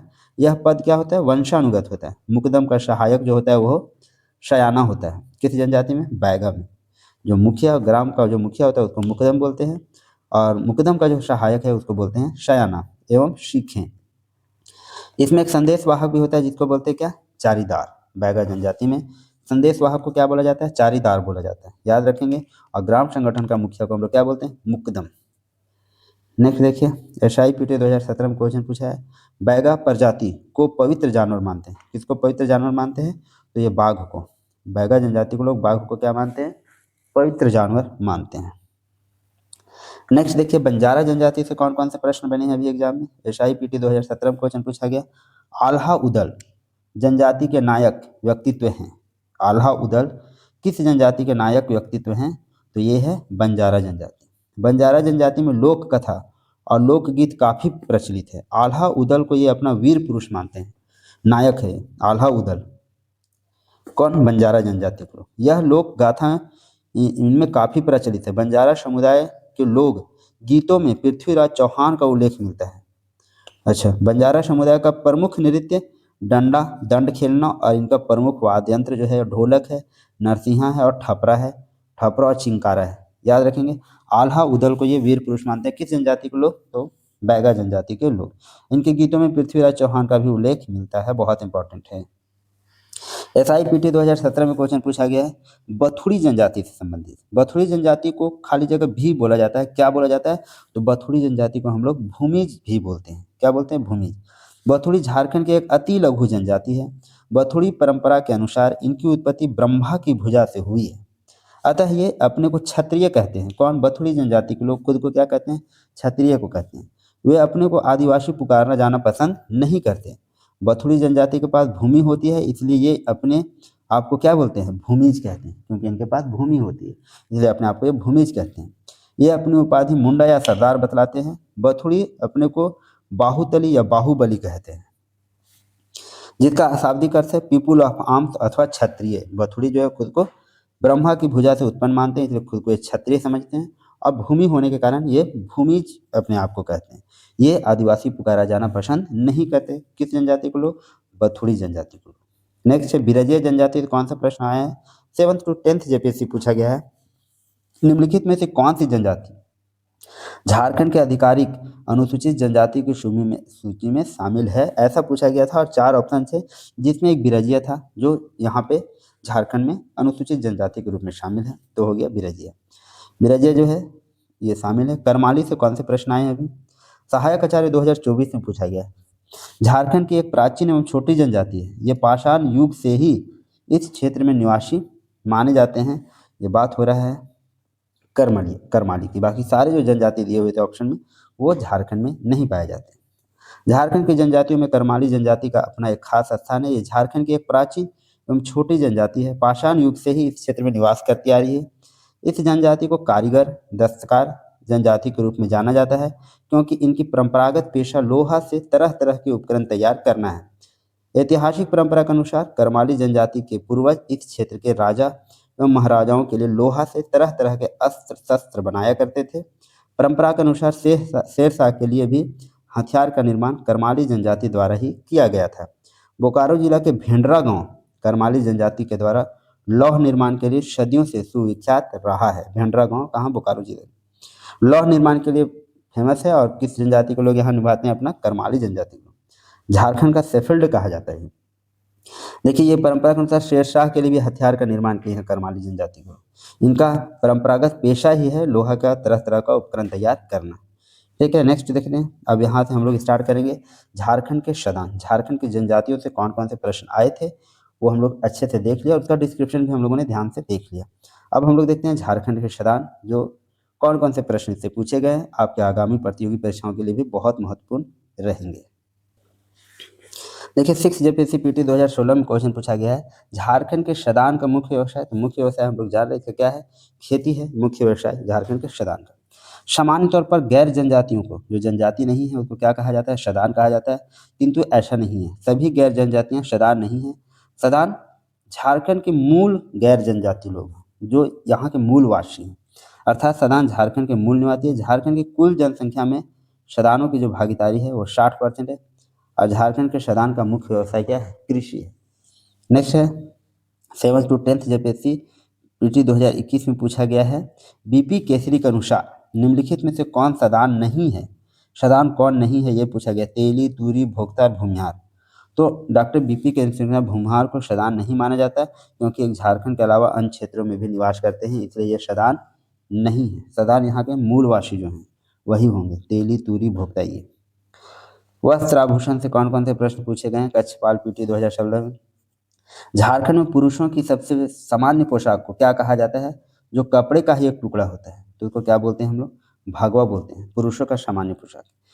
झारखंड में पुरुषों की सामान्य पोशाक भगवा है जो कपड़े का टुकड़ा होता है। इसका प्रयोग मुख्य रूप से वृद्धों के द्वारा किया जाता है। देखिए आपके ऑप्शन थे लुंगी, धोती, अचकन, ये सारे में आप कंफ्यूज हो सकते हैं, तो क्या होगा इसका करेक्ट आंसर? भगवा। नेक्स्ट IRB 2017 में क्वेश्चन पूछा गया है झारखंड में निम्नलिखित में से कौन सी आदिवासी महिला की पारंपरिक पोशाक है? आदिवासी महिला की पारंपरिक पोशाक पूछा है, जिसमें मेखला चादर है, फेरन है, भगवान है, पांची और परहन, ये ऑप्शन है आपके। तो इसका करेक्ट आंसर होगा पांची और परहन। ये क्या है? आदिवासी महिला का पारंपरिक पोशाक है। पांची और पाढ़न झारखंड के आदिवासी महिलाओं की पारंपरिक पोशाक है। यह वस्त्र संथाल जनजाति की महिलाओं द्वारा पहना जाता है। पांची को कमर के ऊपर और पढ़ान को कमर के नीचे पहना जाता है। ये आपको पता होना चाहिए, ये पोशाक वगैरह जनजातियों के। 7th to 10th जेपीएससी 2021 में फिर देखिए क्वेश्चन बना है, निम्नलिखित में से कौन झारखंड की महिलाओं का पारंपरिक आभूषण नहीं है? ऐसा पूछा गया, पारंपरिक आभूषण नहीं है। तरपत भी है, तरका भी है, हंसली भी है। पहला एक दिया था ऑप्शन जो कि पारंपरिक आभूषण नहीं है। पहला शायद नापने का कुछ होता है, माप तौल की एक जनजातीय इकाई। नेक्स्ट देखिए SIPT 2017 में क्वेश्चन पूछा है, संथाल परगना से संबंधित जनजातीय कला का एक रूप पंछी पड़वंद मूलतः क्या है? तो महिलाओं की वेशभूषा है। पंछी पड़वंद जो है महिलाओं की वेशभूषा है। देखिए हम लोग पांची और परहन के बारे में पढ़े हैं ना ऊपर, वही है वेशभूषा महिलाओं को, उसी से संबंधित फिर से प्रश्न पूछे गए हैं। पंछी और पड़वंद है लिखा हुआ, पांची और परहन जो पढ़े ऊपर उसी से संबंधित है, वही है। नेक्स्ट है 11 to 13 जेपीएससी 2024 में पूछा, मुंडा महिलाओं का प्रचलित परिधान क्या है? मुंडा महिलाओं का पूछा है। अब यहाँ पे ऑप्शन है सलवार कमीज, लहंगा है, पिछौती है, पारिया है। तो मुंडा महिलाओं का जो प्रचलित परिधान है वो पारिया है। क्या है? पारिया। मुंडा जनजाति के परंपरागत परिधान साधारण एवं अल्प था। पुरुषों की बटोई तथा करेया, पुरुषों का जो परिधान है मुंडा में उसका नाम है बटोई है या फिर करेया है। क्या है? बटोई या फिर करेया। जबकि महिलाओं का जो है ना पारिया है। अब प्रायः लुप्त हो गई है। पुरुष अब धोती कुर्ता पैंट शर्ट तथा महिलाएं साड़ी पेटीकोट ब्लाउज पहनती है, वो पहले का परिधान था। पुरुष जो पहनते थे उसको हम लोग बटोई या करेया कहते थे, और महिलाएं जो पहनती थी पारिया कहते थे। अब ये नष्ट हो गया है, विलुप्त हो गया है, लेकिन आपके एग्जाम के लिए तो अभी भी ये जिंदा है। आपको अभी भी ये पता होना चाहिए, अगर आपको सरकारी नौकरी चाहिए तो इनका सारे जो है कुछ पता होना चाहिए। जनजातियों का वेशभूषा, उनके प्रचलन, उनके प्रथाएं, ये सारे पता होने चाहिए। स्त्रियां ललाट, गर्दन, बांह तथा हाथ पैर गुदवाना गुदवाती है, जिसे शांगा कहा जाता है। क्या कहा जाता है? शांगा। SIPT 2017 में क्वेश्चन पूछा गया, झारखंड के संदर्भ में झिपली, झिपली क्या है? लड़कियों हेतु बनावटी आभूषण है झिपली। झिपली क्या है? लड़कियों हेतु बनावटी आभूषण। झारखंड के संदर्भ में झिपली जो है लड़कियों हेतु बनावटी आभूषण है। उरांव जनजाति के महिलाओं द्वारा पहने जाने वाला आभूषण है। इसका निर्माण सीप के खोल से किया जाता है। किसका? झिपली का। किसका निर्माण? झिपली का निर्माण सीप के खोल से किया जाता है। लड़कियों का एक आभूषण। अब देखिए प्रमुख पेय पदार्थ से कौन कौन से प्रश्न पूछे गए हैं। SIPT 2017 में क्वेश्चन पूछा गया, निम्नलिखित में से कौन सा स्थानीय पेय चावल से बनता है? तो हम लोग जान रहे हैं हंडिया का बात हो रहा होगा। हंडिया झारखंड का स्थानीय पेय हंडिया चावल से बनता है। यह राइस बियर भी इसको बोलते हैं। अभी हम लोग ऊपर पढ़े थे, इसको क्या बोलते हैं? राइस बियर भी इसको बोला जाता है। यह एक पारंपरिक पेय पदार्थ है। इस पेय पदार्थ में ऊर्जा और मादकता दोनों का सामंजस्य है। हंडिया चावल के भात से बनता है, लेकिन इसके मूल घटक में चावल के अतिरिक्त गेहूं और मड़ुआ को भी शामिल कर लिया गया। हंडिया हेतु करैनी धान का चावल अधिक उपयुक्त माना जाता है। कौन सा धान? तो करैनी धान, याद रखेंगे, करैनी धान का चावल जो है अधिक उपयुक्त माना जाता है। यह एक स्थानीय मदिरा है, स्थानीय मदिरा पेय पदार्थ है। ये करैनी धान से बनाया जाता है। हंडिया एक है। देखिए ये पूछा गया क्वेश्चन SIPT, तो ये बहुत आसान क्वेश्चन है, स्थानीय मदिरा हो जाएगा। कला एवं संस्कृति से कौन कौन से प्रश्न पूछे गए वो हम लोग देखते हैं। लोक नृत्य से, जिसमें सबसे इंपॉर्टेंट छऊ नृत्य, कौन कौन से प्रश्न अभी तक बने हैं। पंचायत सेक्रेटरी 2018 में पूछा गया, झारखंड की प्राचीन सांस्कृतिक विरासत निम्नलिखित में से कौन सी है? प्राचीन सांस्कृतिक विरासत 4 दिए थे ऑप्शन, शेरू, रूपा, इनमें से कोई नहीं, और एक ऑप्शन था छऊ। तो क्या हो जाएगा? छऊ। छऊ नृत्य जो है झारखंड की प्राचीन सांस्कृतिक विरासत है। इसका प्रारंभ कहाँ? सरायकेला से हुआ, जो सबसे पुरानी शैली है। इसके बाद ही यह मयूरभंज, उड़ीसा, पुरुलिया, पश्चिम बंगाल में विस्तृत हुआ। इसकी एक विशेष शैली शिंगुआ छऊ का विकास खूंटी जिला में हुआ है। सरायकेला एवं पुरुलिया शैलियों में मुखौटों का प्रयोग किया जाता है, जबकि मयूरभंज शैली में मुखौटा का प्रयोग नहीं किया जाता है। देखिए SIPT 2017 में क्वेश्चन पूछा है, छऊ है। छऊ क्या है? तो नृत्य है। छऊ जो है पुरुष प्रधान ओजपूर्ण नृत्य, ये भी इंपॉर्टेंट है, याद रखिएगा। कैसा है? तो पुरुष प्रधान नृत्य, जिसमें पौराणिक व ऐतिहासिक घटनाओं का मंचन हेतु पात्र विभिन्न प्रकार के मुखौटे पहनते हैं। इस नृत्य में कथानक सदैव मौजूद रहता है, जबकि झारखंड के अन्य नृत्यों में केवल भावों की अभिव्यक्ति होती है। कथानक मतलब इसमें बोलने वाला प्रेजेंट रहता है। सुधेंदु नारायण सिंह द्वारा सर्वप्रथम छऊ का नृत्य का प्रदर्शन विदेश में किया गया था 1938 ईस्वी में। नाम याद रखेंगे, सुधेंदु नारायण सिंह, और ईस्वी भी याद रखेंगे 1938, और ये भी याद रखेंगे किस नृत्य का प्रदर्शन विदेश में किया गया था? तो छऊ नृत्य का। झारखंड में किस नृत्य शैली को राष्ट्रीय एवं अंतर्राष्ट्रीय प्रसिद्धि मिली है? देखिए यही क्वेश्चन है, तो छऊ को मिली है। झारखंड की छऊ नृत्य को राष्ट्रीय एवं अंतर्राष्ट्रीय स्तर पर अपनी विशिष्ट शैली के कारण ख्याति प्राप्त हुई है। छऊ नृत्य के पुरुलिया शैली को यूनेस्को द्वारा, कौन सी शैली ये भी याद रखेंगे, छऊ नृत्य का पुरुलिया शैली यूनेस्को द्वारा विरासत नृत्य में वर्ष 2010 में शामिल किया गया था। देखिए पुरुलिया शैली को यूनेस्को द्वारा विरासत नृत्य में शामिल किया, कब? 2010 में।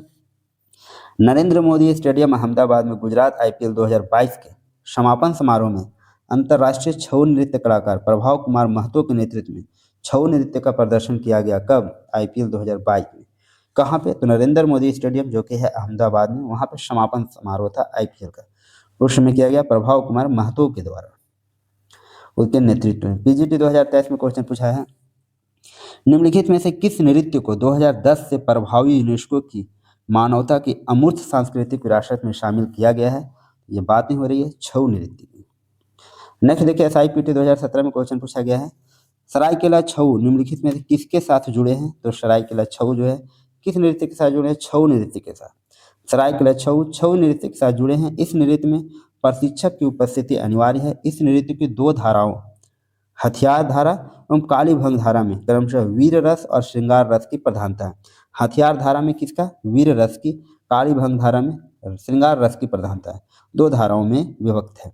छऊ नृत्य को राष्ट्रपिता महात्मा गांधी के समक्ष 1941 में प्रस्तुत किया गया था। इनके समक्ष भी प्रस्तुत किया गया था छऊ नृत्य को, राष्ट्रपिता महात्मा गांधी के समक्ष। नेक्स्ट देखिए एसआईपीटी 2017 में पूछा है, विश्व प्रसिद्ध छऊ नृत्य का गढ़ पूछा है। गढ़ कहाँ है? तो ये गढ़ है इसका सरायकेला खरसावां।